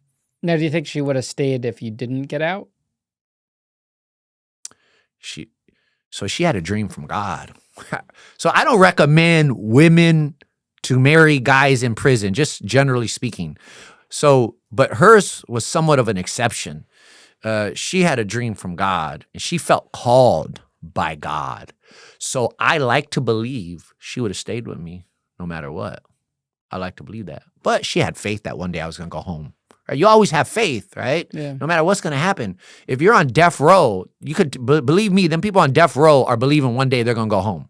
Or at least getting the call for to stall it. Or yeah, they believe in. And so you got to have a fraction of hope. How long were you in Chino for? So I turned 21 years old in Chino State Prison. So I was in the hole for maybe a month or so. I went to Mainline.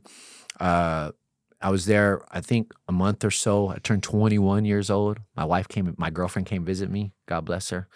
And then eventually they sent me to my regular prison, which was Ironwood State Prison in California. It was on the border of California and Arizona. I call it 3 cities down from hell because it was so hot. And that's a maximum security prison? It is a level 3. So Palm Hall, where I was at, was a maximum hole, but then they sent me to a level 3. So in California, you have 4 levels, and then you have ADSEG, right, which is isolation, right? So it was a level 3. Because I had done a couple years in youth prison, they do a point system. The more years you do in prison, the less points you get down, and then you can go to another level. So it was a level 3. What's the mobility like in there in a level 3? It depends upon what classification you're on. There's people in a level 3 that have to be in at 4:30. They don't ever go out after 4:30. 4:30 p.m. 4:30 p.m. That's the count time. Yeah. So it depends upon your classification. When I was first there, because I had a life sentence, I was in a classification that I had to be in by 4:30. I forgot the name. They call it a name, but I forgot the name. But 4:30, you're in the building. And then during the day, what's that like? You could probably get a job, or you could go to the yard. It's like open yard. So yard opens like at 8 a.m. Yard open. And you go to the yard. If you don't have a job, you just hang out, maybe work out. I went to state prison, adult prison, and immediately they take the family visits away and the weights. Because someone killed someone with the weights? Well, it wasn't one thing. It was several things. They were like, well, how are we going to send somebody to prison and they get buff and they come out and they do more crimes? And they were fighting that for so many years. It just so happened to happen when I went in there. And I remember when I was in Palm Hall in Chino, because it was the month Tupac died. That's how I remember in my mind. Tupac died, I believe, September 1996. That's when I was in Palm Hall. Wow. Yeah, you kind of remember things off different crazy situations, but now the politics of the gangs and Yeah. in your location that you mainly stayed at, what was that like? yeah. So in California, the gangs rule the prison yards, and you have people that are from the south of California, you have people from the north, and then you have the African American gangs. In the southern prisons, you don't have too many people from up north. So it's predominantly people, gang members from the south, and they run the gangs. If you're not a gang member, you're still hang around with gang members. You're still in that group of gang members just by your ethnicity. Just by your ethnicity. Now, let me tell you something that was odd about me, Ian, is I grew up in the Mexican culture of Los Angeles. I was from a Mexican gang. Remember, my mom and dad never got married. My mom is Hispanic and she's mixed with like Irish, but she's Hispanic. Her mom is Hispanic. And so she had kids from other Hispanics. So her sons and daughters are Hispanic, right? So I grew up in the Mexican culture. I joined a Mexican gang. So, but I am a mixed. I'm mixed of, my dad was born in the island of Guam, mixed of white, and then I have Hispanic as well. But again, I grew up in the Mexican culture, joined a Mexican gang. So when I became a Christian in prison, you come out from that gang protection per se, but you are still grouped amongst the Southsiders. Like on my file, I'm still a Southsider. On my file, I'm still a gang member. So you still are in that category. Now, it all depends upon who's running the yard. It depends upon the individual gang members. If you have favor with them, then they leave you alone. They leave you alone. Do your program. Just don't tell on nobody. You know, they don't tell you that, but you can't do anything to violate the prison politics. So in your case, they left you alone? They left me alone, right? They left me alone. And again, in my case, I did so many years in prison that for some people I grew up with in prison. So they know me for like 5 years in different institutions. Hey, that's Brian. Remember I told you when you first start serving the Lord, there's a lot of suspicion. But as you gain credibility, then they start to kind of honor you and they respect you. They give you respect. So in my situation, I got blessed. Like they liked me for the most part. But there's different seasons, right? Your life can flip at any second, as you know. It can flip at any second. I had different moments. One time, I heard that they were going to stab me. I'm serving the Lord, bro. I'm 21 years old at this time in Ironwood State Prison, at that same prison. And I caught word that I'm going to get stabbed. And I'm like, what in the world is that? And I'm in my cell. And one of my biggest fears, probably my biggest fear in prison, Eon, is going protective custody. even though I was serving the Lord, I didn't want to go protective custody. I don't know. I still had a sense of pride, and I just didn't want to do that. I wanted to serve the Lord with integrity and still be good in the eyes of gang members without compromising my faith, but, still be good with respect. So I was in that cell, and they said they're going to stab me, dude. And I'm like, what am I going to do? Like, what am I going to do?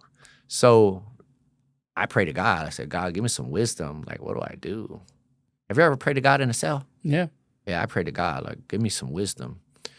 And I believe God gave me wisdom what to do. So I concluded that I'm going to go up to the shot collar of where I'm from on the yard.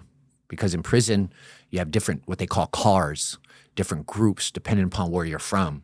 Even from where LA's big, you have different parts. Just like New York has different boroughs, in LA, there's different parts. And so there's cars, different cars. And I grew up at a particular section of LA County. And so I said, I'm going to go up to the shot caller, and I'm going to tell him who I am, in the sense of not who I am being bad, but like what's going on. And so I went out to the yard, and my heart is beating fast, right? And I spot the shot caller.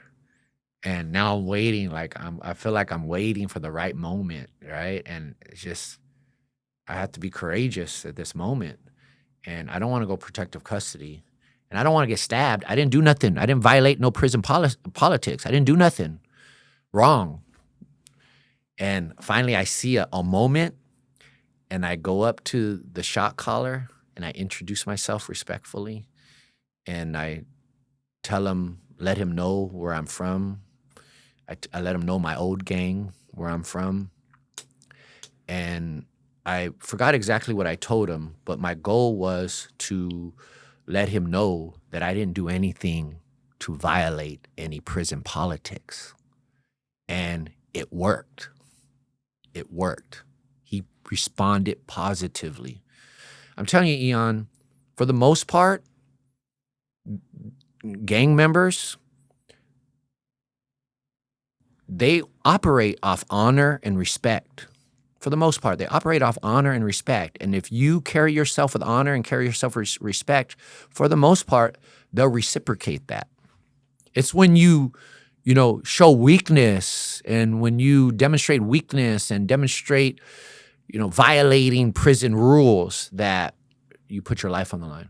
What did he say to you after? What did he do? I forgot the exact words he said to me, but it worked out because he responded positive to me, and he shook my hand, and that was it. And no one bothered you? No one bothered me. Did you ever have any other altercations later on in your prison sentence, or were you able to stay pretty clear?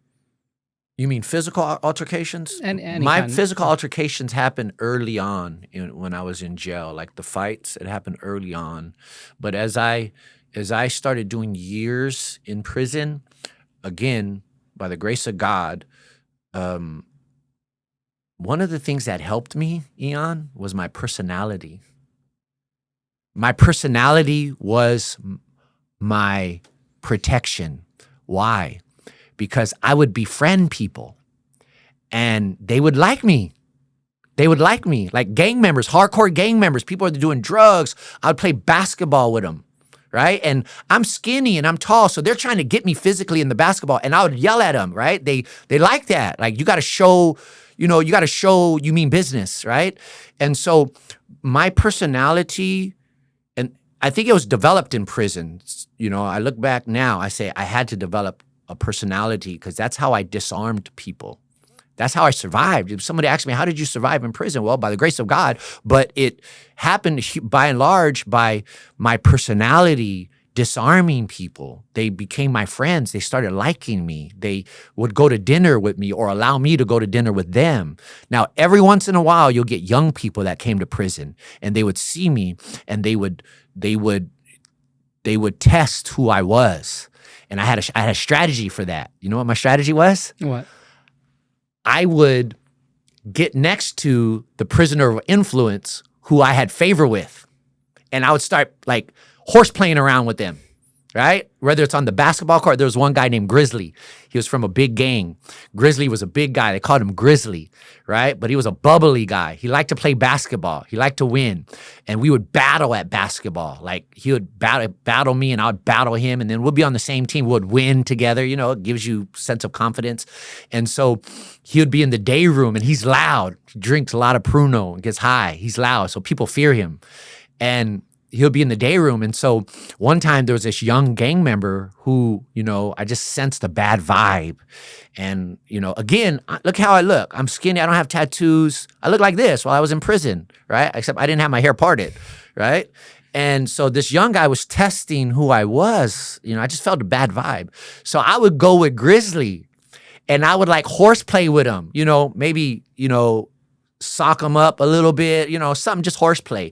And what that did was in their mind, they're like, who's this guy? Me. Like, who's this guy? He must have, you know, he must be somebody, which I was nobody, but in their minds. And so that was part of my strategy on how to survive in prison. Did you keep track of time in there? Like the days, the weeks, the months? Man, I just went through my box of stuff in prison, Eon, and I seen a calendar I made. I made a makeshift calendar and I penciled out the days. March 1997, March 1st. It's a Sunday, Monday, I made a calendar. And on one of the days I wrote down March 1997. Today was a good day. The heck? My today self looked at that like, what? Like, you must have had a good day. Because to write that down in prison, so I did keep track of the time. The answer is yes. I created calendars. When did you first have hope that there was an opportunity to be released? When I got sent to adult prison, Eon, they were all telling me I was going to die in prison. There was a no parole policy the governor had. One governor, they said no lifer's going to parole except in a pine box. And people had no hope. The prisoners had no hope. If you had a life sentence, you had no hope. And, this drove people to heroin. Like I would see people doing heroin right next to me or Pruno right next to me. And remember, I had that God encounter when I was 17 years old, 18 years old, 17 years old. And I started taking small steps. Like my mission was, let me tell you what my mission was, Eon, is I'm going to do so much good and I'm going to accomplish so much in prison that sooner or later somebody's going to look into the prison system and say, what in the world is this guy still doing in prison? What in the world he got to go? That was my vision, right? So I'd get my GED. I'll go to this. I got like 39,000 trade courses. I'm exaggerating, but in the midst of all that, people would tell me I was going to die in prison. I wasn't going to go home. I was the youngest lifer on my prison yard at one time. But my dad would tell me, one day, you're going to go home. One day. And when you have faith, Eon, like I'm reading the Bible. You read that Bible, you see people there believing against impossible things. So that's what I'm feeding my soul on. You read the Bible in prison. You read some of them stories. Like they're going against Goliath, right? So I'm hoping against hope. I'm a young guy up in there. I'm believing for a miracle. And plus, I had that encounter with God. He said, if you serve me and don't give up, eventually I'm going to set you free from prison to impact the world with the gospel. So I always held on to that hope. But I went up for parole for the very first time in 2002. I was about 20, I think I was 26 years old. My first time up for parole, Eon. And everybody told me nothing's going to happen. They had a no parole policy. And if you did get a parole date, you had been in jail for 40 years already. You were already old, and they're sending you back home old and no energy. And I think only 0.5% of all lifers received a date at that time. And I went up in that parole hearing with the grace of God, and I stood there. The parole board is made up of ex-conservative lawmakers. The governor appoints them. Senators, sheriffs, right? And they're drilling me. They sent the district attorney of LA, big burly guy, to come oppose my parole. And I'm sitting there, and the commissioner, she reminded me of of the show a long time ago, they had The Weakest Link, and it was a lady who was the host. She showed no emotions. She was just stern. And she's looking at me. She said, Mr. Warth, is it true your oldest brother was shot, killed at the age of 15 in a gang-related shooting? And I said, yes. She said, is it true your other two brothers were shot multiple times? I said, yes. She said, is it true that you were shot in a gang shooting at 14? And I said, yes. And then she threw the curveball. She said, well, isn't it true you knew what you were doing before you committed your crime? And that was the moment of truth right there. And I thank God for some good hands, older prisoners, Ian, because there's some good people in prison. A couple years before that, an older prisoner, his name was Larry Squire. Shout out to Larry. Old, to me, he was old. But really, he wasn't old. But to me, he was old. He had been in jail 15, 17 years, white brother. He had done some type of kidnapping or something like that. And he pulled me to the side and he said, Brian, I'm going to do for you what I wish somebody would have did for me. And he prepared me for the parole board. He prepared me to sit. And I remember we would have mock parole hearings, Ian. And I would, you shift the blame. You don't want to take no blame for nothing, right? You minimize your responsibility in the crime. And Larry Squires would tell me, Brian, you're already doing the time. Stop it. Take responsibility for what you did. You're already doing the time. You already got sentenced. It's over with. Take responsibility. And so by the time I went up for parole and she asked me that question, by the grace of God, I was able to look her in the eye and say, yes, I knew what I was doing regretfully, but I'm not that 16-year-old boy no more. Today, I'm a young man with dreams and vision and morals and values and principles. And at the end of the parole hearing, the district attorney, he had these little glasses. He looked at me and he said, on behalf of LA, we oppose parole for him. He grew up in gangs. He spent his adult life in prison. We oppose his parole. And they said, we're going to break for recess and call you back. I went into a holding tank. You ever been one of them holding tanks? Mm-hmm. And I stood there. And my lawyer came in. And he goes, Brian, you did good. You did good. But it's your first time up for parole. Nothing's going to happen today. Nothing's going to happen. Not of respect, I listened to him, but inward, I ignored him. So I went up into that parole hearing after recess, and she looked at me and she said, Mr. Warth, we want you to know that we read your C-file. We read the letters that you have of support, and we heard you out, and we've concluded that you are now suitable for parole. It didn't hit me. My lawyer had to nudge me. All of a sudden, he was a believer. He nudged, said, did you hear what she said? And all of a sudden, Ian, it felt like a great weight was taken off of my back. And literally, I'm not ashamed to say, my head hit that table and I started to cry like a little baby. I started to cry right then and there. And then my lawyer hit me again and said, you just got to listen to what they said. And they went on at that parole hearing to grant me a release date in the future. I became the youngest inmate at that time with a life sentence in all of prison recent history, California, to receive a parole grant by the parole hearing.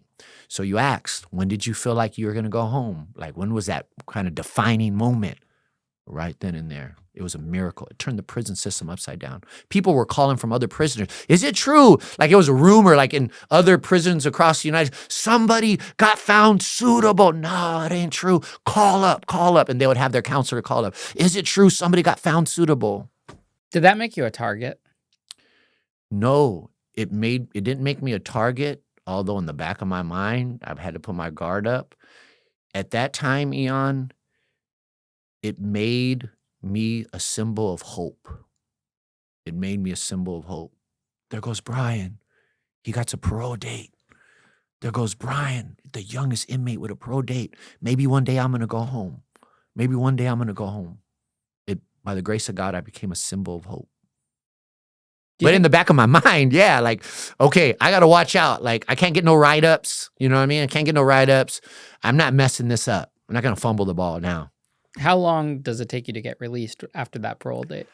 So because I was the youngest inmate, because I received a release date on my first parole hearing, my actual release date wasn't till like 4 years ahead of time. Oh, you have to wait 4 years? Yeah, because I got it so early. Wow. And they calculate your time approximately 4 years, all right?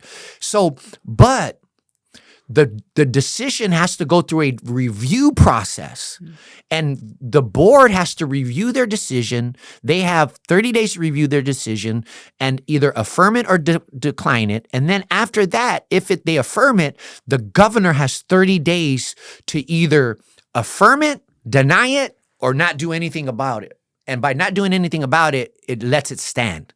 So now, but the 4 years that you're referring to, I'm not caring, right? Like, oh man, I got a parole date, right? Like, I've always learned, and you probably learned this too, Ian, when you're on death row, if you get that sentence commuted to life without, guess what?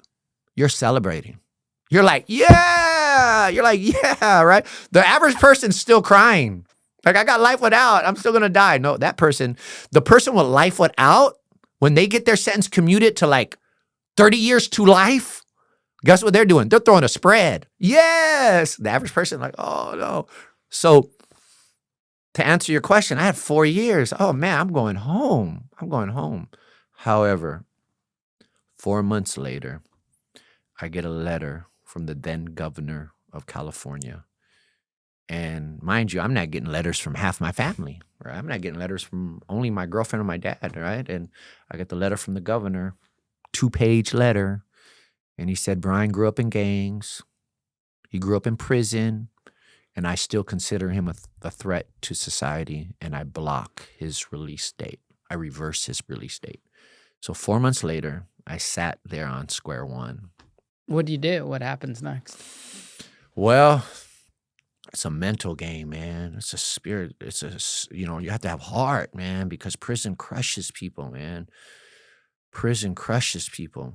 It's hard. You have to tell your family. You got to tell my wife at that time, because I got married in prison at 21. I got married at 21. Now it's 26 or something like that time. It's hard to have to tell them. But I figured I was ahead of the game. That's my thought. So now you're strategizing, right? Like you're strategizing because you got to position yourself. Remember my philosophy. I'm going to do so good that one day someone's going to open up that and look, hey, why is Brian still here? So I figure I'm ahead of the game. So I put my head to the ground, keep my eyes on the Lord, and I just continue to do good. 5 months later, I go back up for the parole board, go through the whole thing again. And guess what? They said, Brian, we believe you're suitable for parole. We grant you a release date. They go against the governor. So I become the second. I get a second parole grant. Is it the same board between that year? I can't remember if it's the same, but they switch it out. I mean, if they paroled you once, what's the difference? You know, most people have to fight just to get that first approval. Most people, yes. However, they were denying people after the second time because the pressure of the governor. Remember the politics and tough on crime. It was still tough on crime at that time. And so I'm like, yeah, right. Like, Brian got a parole date. I go tell my girlfriend, my wife, my dad, we're happy. 5 months later, guess what? I get another letter from the governor. I reverse his parole grant. Like, dang. Right? So now they're playing ping pong with my life. Ian, I'm living 4 months out of the year with a parole date and not knowing what's going to happen. And then they reverse it. I'm back with a life sentence. Well, I still had a life sentence, but the reality of life sentence still sinks in. So something crazy happens before I go to the next parole hearing. California has a historical governor recall election. And they kick out the sitting governor, the one who said no lifer will be paroled except in a pine box. They kick him out of office. And guess who they usher into the new governor's spot? Arnold Schwarzenegger. Arnold Schwarzenegger, mega superstar, buff brother, right? Non-politician, never was a politician. He's ushered to the throne of California, right? And the very next morning, I see a newspaper clipping. You remember, it used to be in the dorm. Sometimes they put newspaper clippings in, right? And it says, Governor won't block parole board. He's not a politician. He said, I'm going to allow the parole board decision to stand. I appoint them. They're working on behalf of me, so I'm going to let them stand. So I'm like, it's another moment. Remember, it's not always one moment. It's a procession of moments. Another moment. I'm going home. Several months later, I go back for the parole board for the third time, go through the whole process again. Brian, you're suitable for parole. We grant you a release date. Oh, man, I'm going home. Arnold Schwarzenegger says he's not blocking no parole dates. 4 months later, I get a letter in the mail. Guess who it's from? The governor? Arnold Schwarzenegger. He says the very same thing the previous governor says, and he reverses my parole date, blocks my parole date. What happened? Politics got a hold of him. At that time, one of the biggest political groups, unions, guess what it was? What? The prison guards. Oh, they were against the parole? Of course, at that time, I don't know how it is now, but of course, at that time, they want to fill up the prisons. At that time, California and Texas had the largest prison population. It had like 170,000. They would flip back and forth, right? Like 170,000 prisoners. They were launching like people out of state into prisons. They had like an industrial thing of prisons, right? Making money. So Governor Schwarzenegger blocked my parole, bro, and I was stuck there again. Now the pressure is cooking, bro. Now it's cooking. This happened 3 or 4 more times. I went back a parole grant. Go back up to the governor, block my release. I'm going up against Arnold Schwarzenegger. And the last time he reversed my parole date, Ian, it crushed me. I was probably about 31 years old at that time. And I felt the sting of another level of hopelessness. I remember walking the prison yard. Like, how am I going to tell my dad? My dad's growing old, you know? He's growing old. He's getting tired. How am I going to tell my wife? At that time, I'd been married. I got married in 7/11/97 at 21 years old. So I'd been married like maybe 9, 10 years, I think, at that time. I'm going to tell my wife, you know? And I was crushed, man. I was crushed. It crushed me. I remember going to the chapel. You ever went to the chapel in prison? Yeah. I used to watch the movies, the DVDs in there. Oh, okay. I hope you weren't watching no pornos in there. No, they didn't have any pornos. Some people, they were so crazy. I don't know why I said that, but there's some crazy people that would watch. Anyways, I went to the chapel, and I remember getting down on my knees. And remember I told you I was in that one-man cell, and it felt like Satan was laughing at me when I got sentenced to life? I almost felt similar situation right there. And I made a declaration of faith at that moment. And I remember just declaring, I said it to God. I said, God, it doesn't matter if you release me or not. It doesn't matter if I go home or not, or if I die in prison.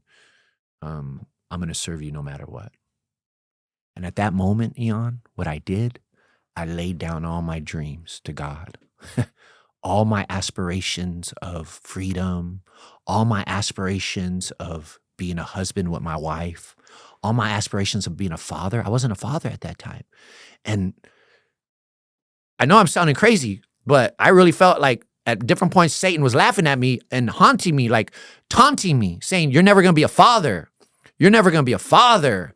I remember being in prison, sitting down, and the weight of that life sentence, like, you're never going to be a father. You're not going to know what it means to have a kid. You know what I'm saying? Like, I feel like crying right now, right? And I was in that chapel, and I felt that again, and I laid that all down. I laid it all down. And simultaneously, around that same time, I'm talking about months, my wife, again, I love her. Her name is Laura. God bless her.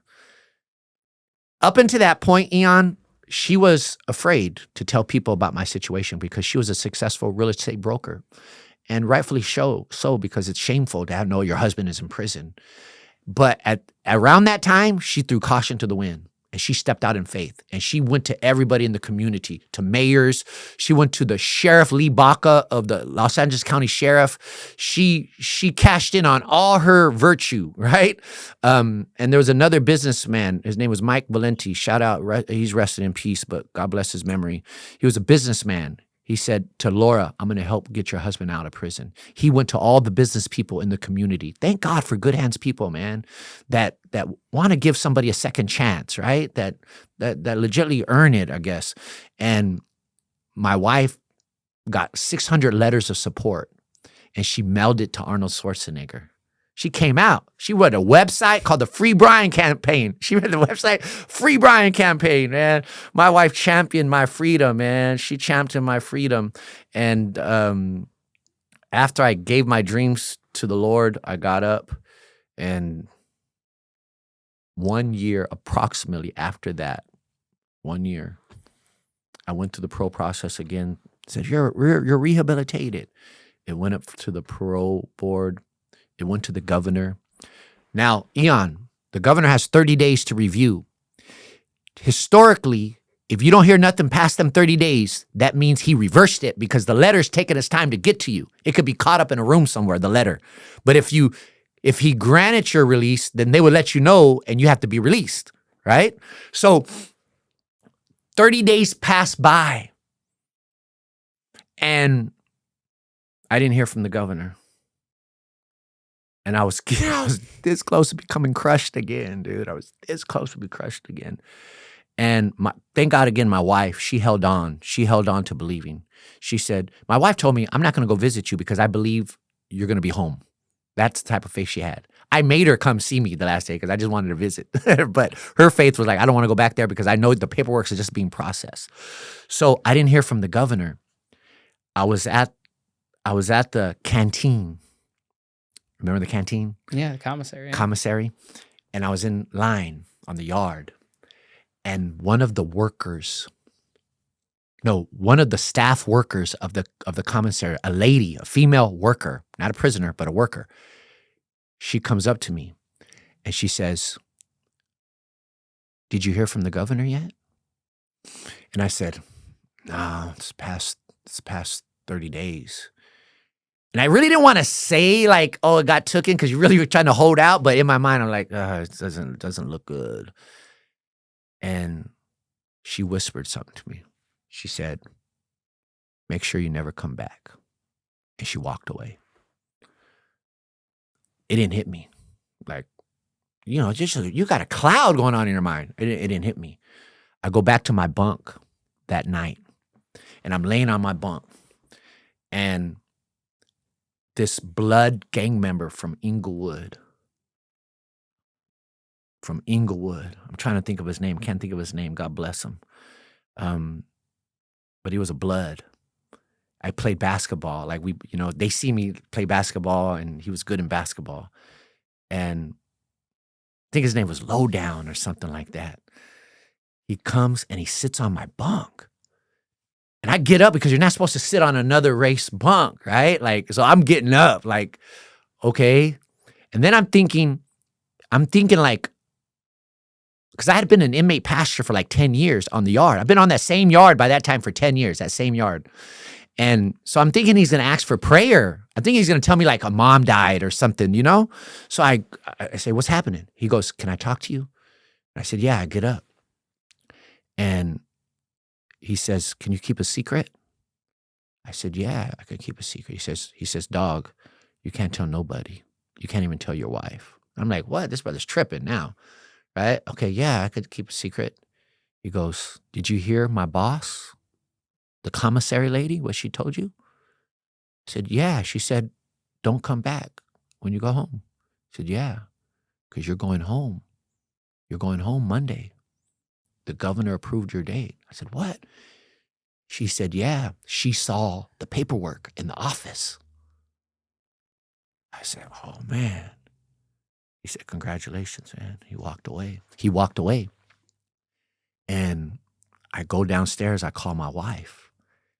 And all of a sudden, I got to hold my word, right? I can't tell my wife. And all of a sudden, my wife notices a difference in my attitude. Like I'm not depressed or, torn apart.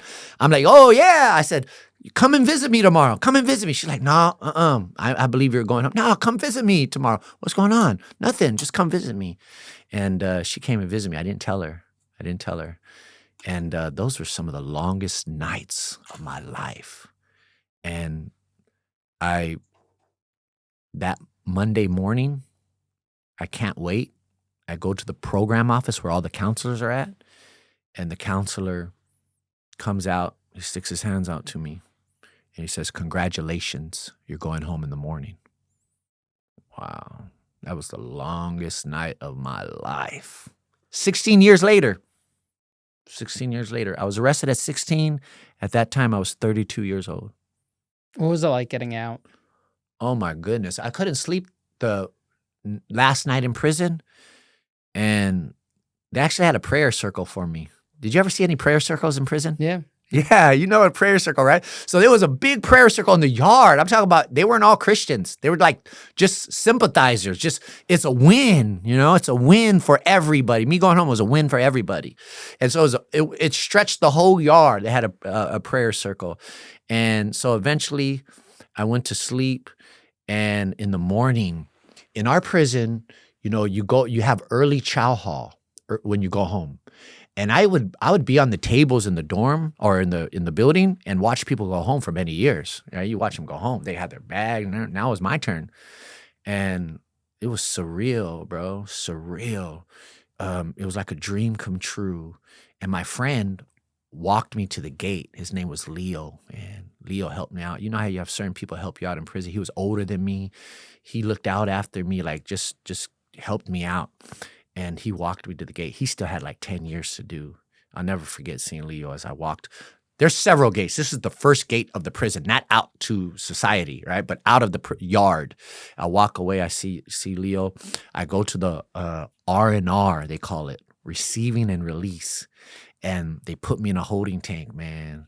I'm going home, bro. I'm going home. They go through the process. At that time, Ian, they didn't let lifers just leave. They gave you an armed escort home at that time. So they put me in a car with 2 parole agents that were armed. They didn't want me to sit in the back. They said I sat, in the car, and they're driving me off, and I'm in the desert. They got me in the desert. This is Blythe, California, 3 cities down from hell. It's so hot. And in the dorms, they didn't have air conditioning. So it's like, oh my goodness, it was terrible. So we're driving out of the desert, and at some point in time, we stopped to get gas. And I asked the pro agent, can I go and use the restroom? And he says, bro, you're free. Go wherever you want to go. That was a moment right there. And I went to the restroom, and it was the first time I experienced self-flushing urinals. It scared the daylights out of me, man. They're like, whoosh, like what? And I, went back in the car. I got car sick. I hadn't rode in a car in many, many years. And it was like a dream, man. I was like a dog in the back, on the side of the window. You know how you roll down the window and the dog sticks his head out, and all he wants to do is breathe, right?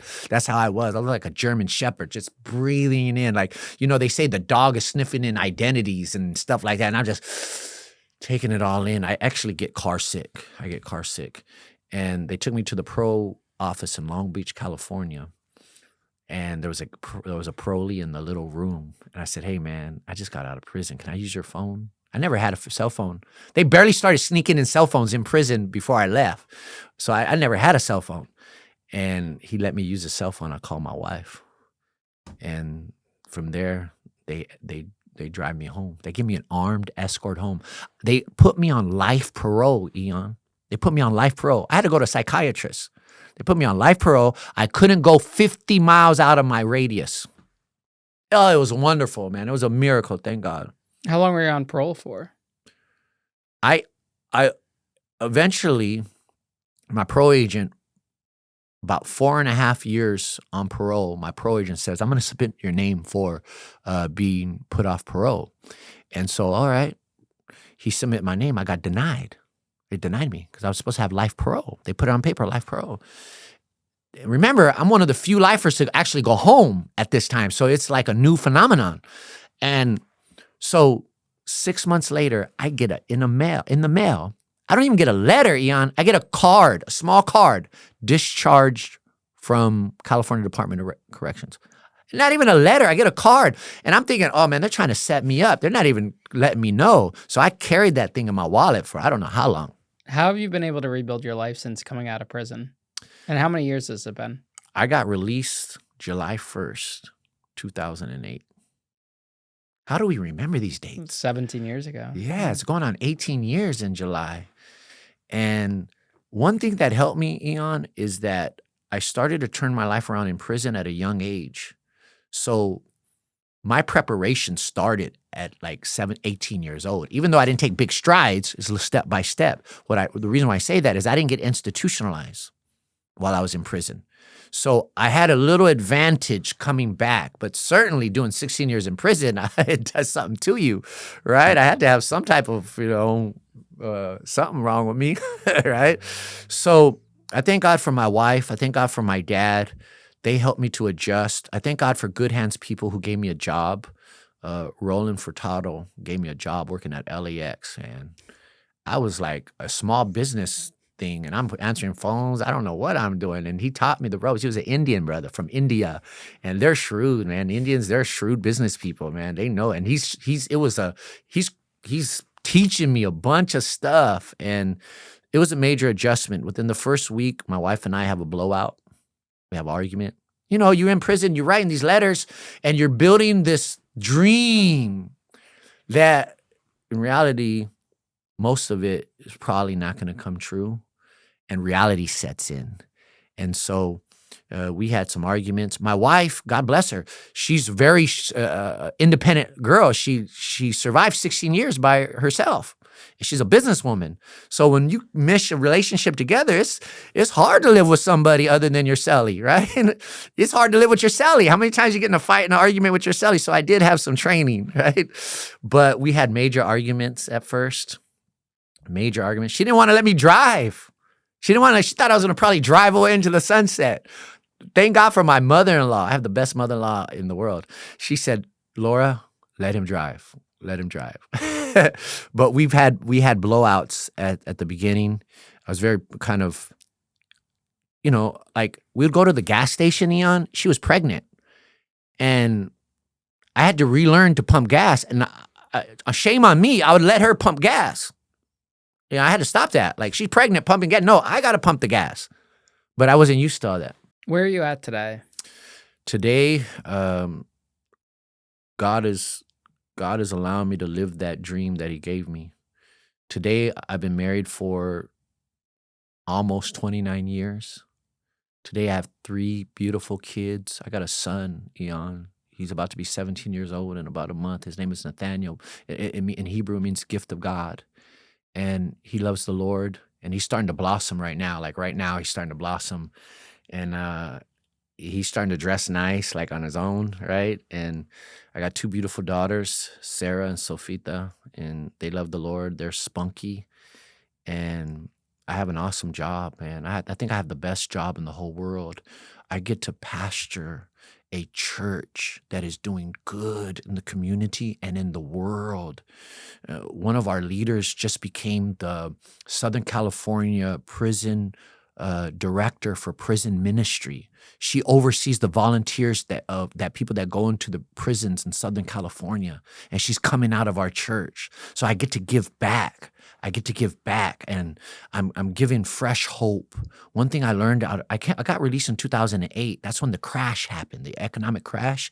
People were losing their jobs, losing every homes, and hopelessness is real out there, and people need hope. They need hope. And I like to believe that my story gives people hope to live again, to dream again, to get back up, that their life can be restored. It's not over. It's not over. They got to work hard, and by the grace of God, they got to go after what God put upon their heart. That's all I did. One step. I went after what God put upon my heart. When I got out of prison, I started going to church, and I started working, and I started hanging around the right people. Church, working, hanging around the right people. That's it. Church, working, hanging around the right people, and being faithful, whatever you're doing, working hard, and just elevating. And I remember I was driving home from work one time, Eon, and a young lady clipped the back of my truck, right? Clipped it. Little, just hit it. I'm like, oh my God, what do I do? We pulled over, and I call my wife, and I say, what do I do? We're pulled over. She says, call the police. I'm not going to call the police. She said, call the police. No, I'm not. What? Call the police. That was the first time ever I called the police. It was the first time ever the police came and left and didn't take me with them. So I'm by the grace of God, I'm doing good, and I'm doing good.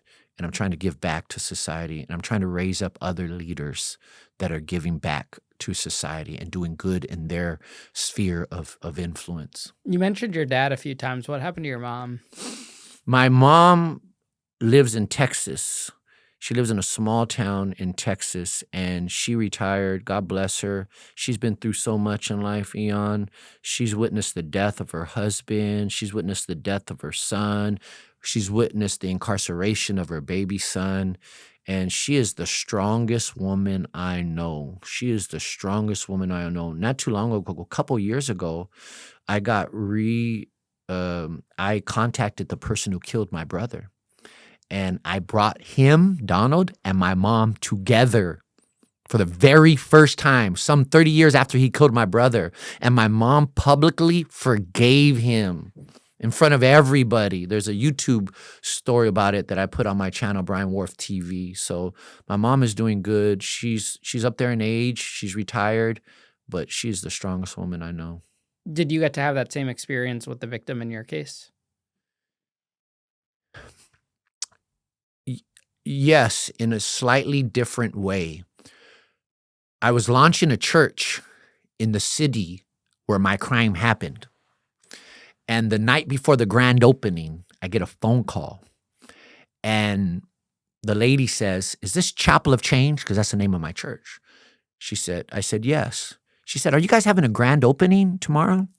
And I said, yes. I knew instinctively, I kind of knew who it was. She says, is this Pastor Brian? And my heart sunk. I said, yes. She says, I'm the sister of the person you killed, and I would like to meet you and talk with you.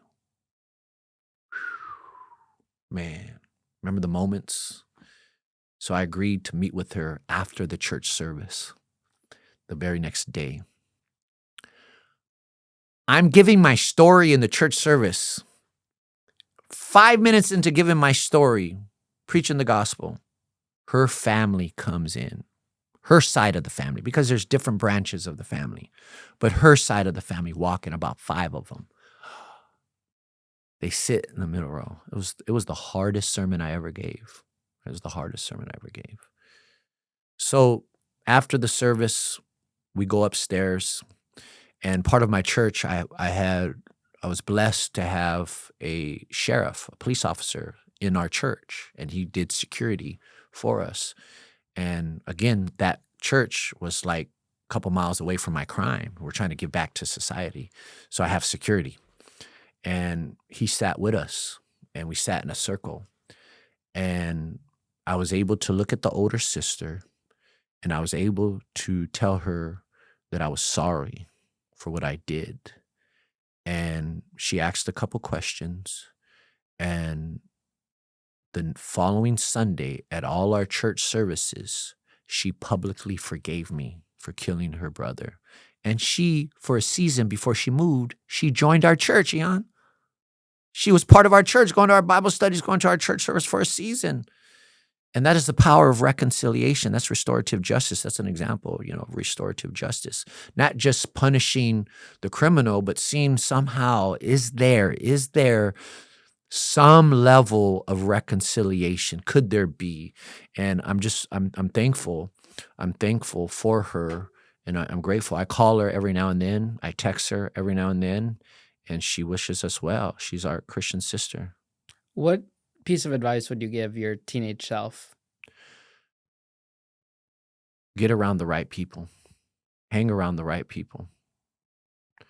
Doesn't matter how good you are as an individual, you hang around the wrong people, you're going to get swept up into wrong things. Tell everyone about your book. And Oh, I got my book right here. Yeah, we'll have the link in the description. Yes, of this is this my book right episode. here called Young Man Arise. You can get it on Amazon. Brian Warth, W-A-R-T-H, Young Man Arise. You can go to my webpage, brianwarth.com, or connect with me on Facebook or Instagram, or subscribe to our YouTube page, Brian Warth TV, for inspirational videos. But get the book. It tells all the juicy details of my story. It'll give somebody fresh hope. Awesome. Thanks again, Brian. Thank you, Ian, for having me.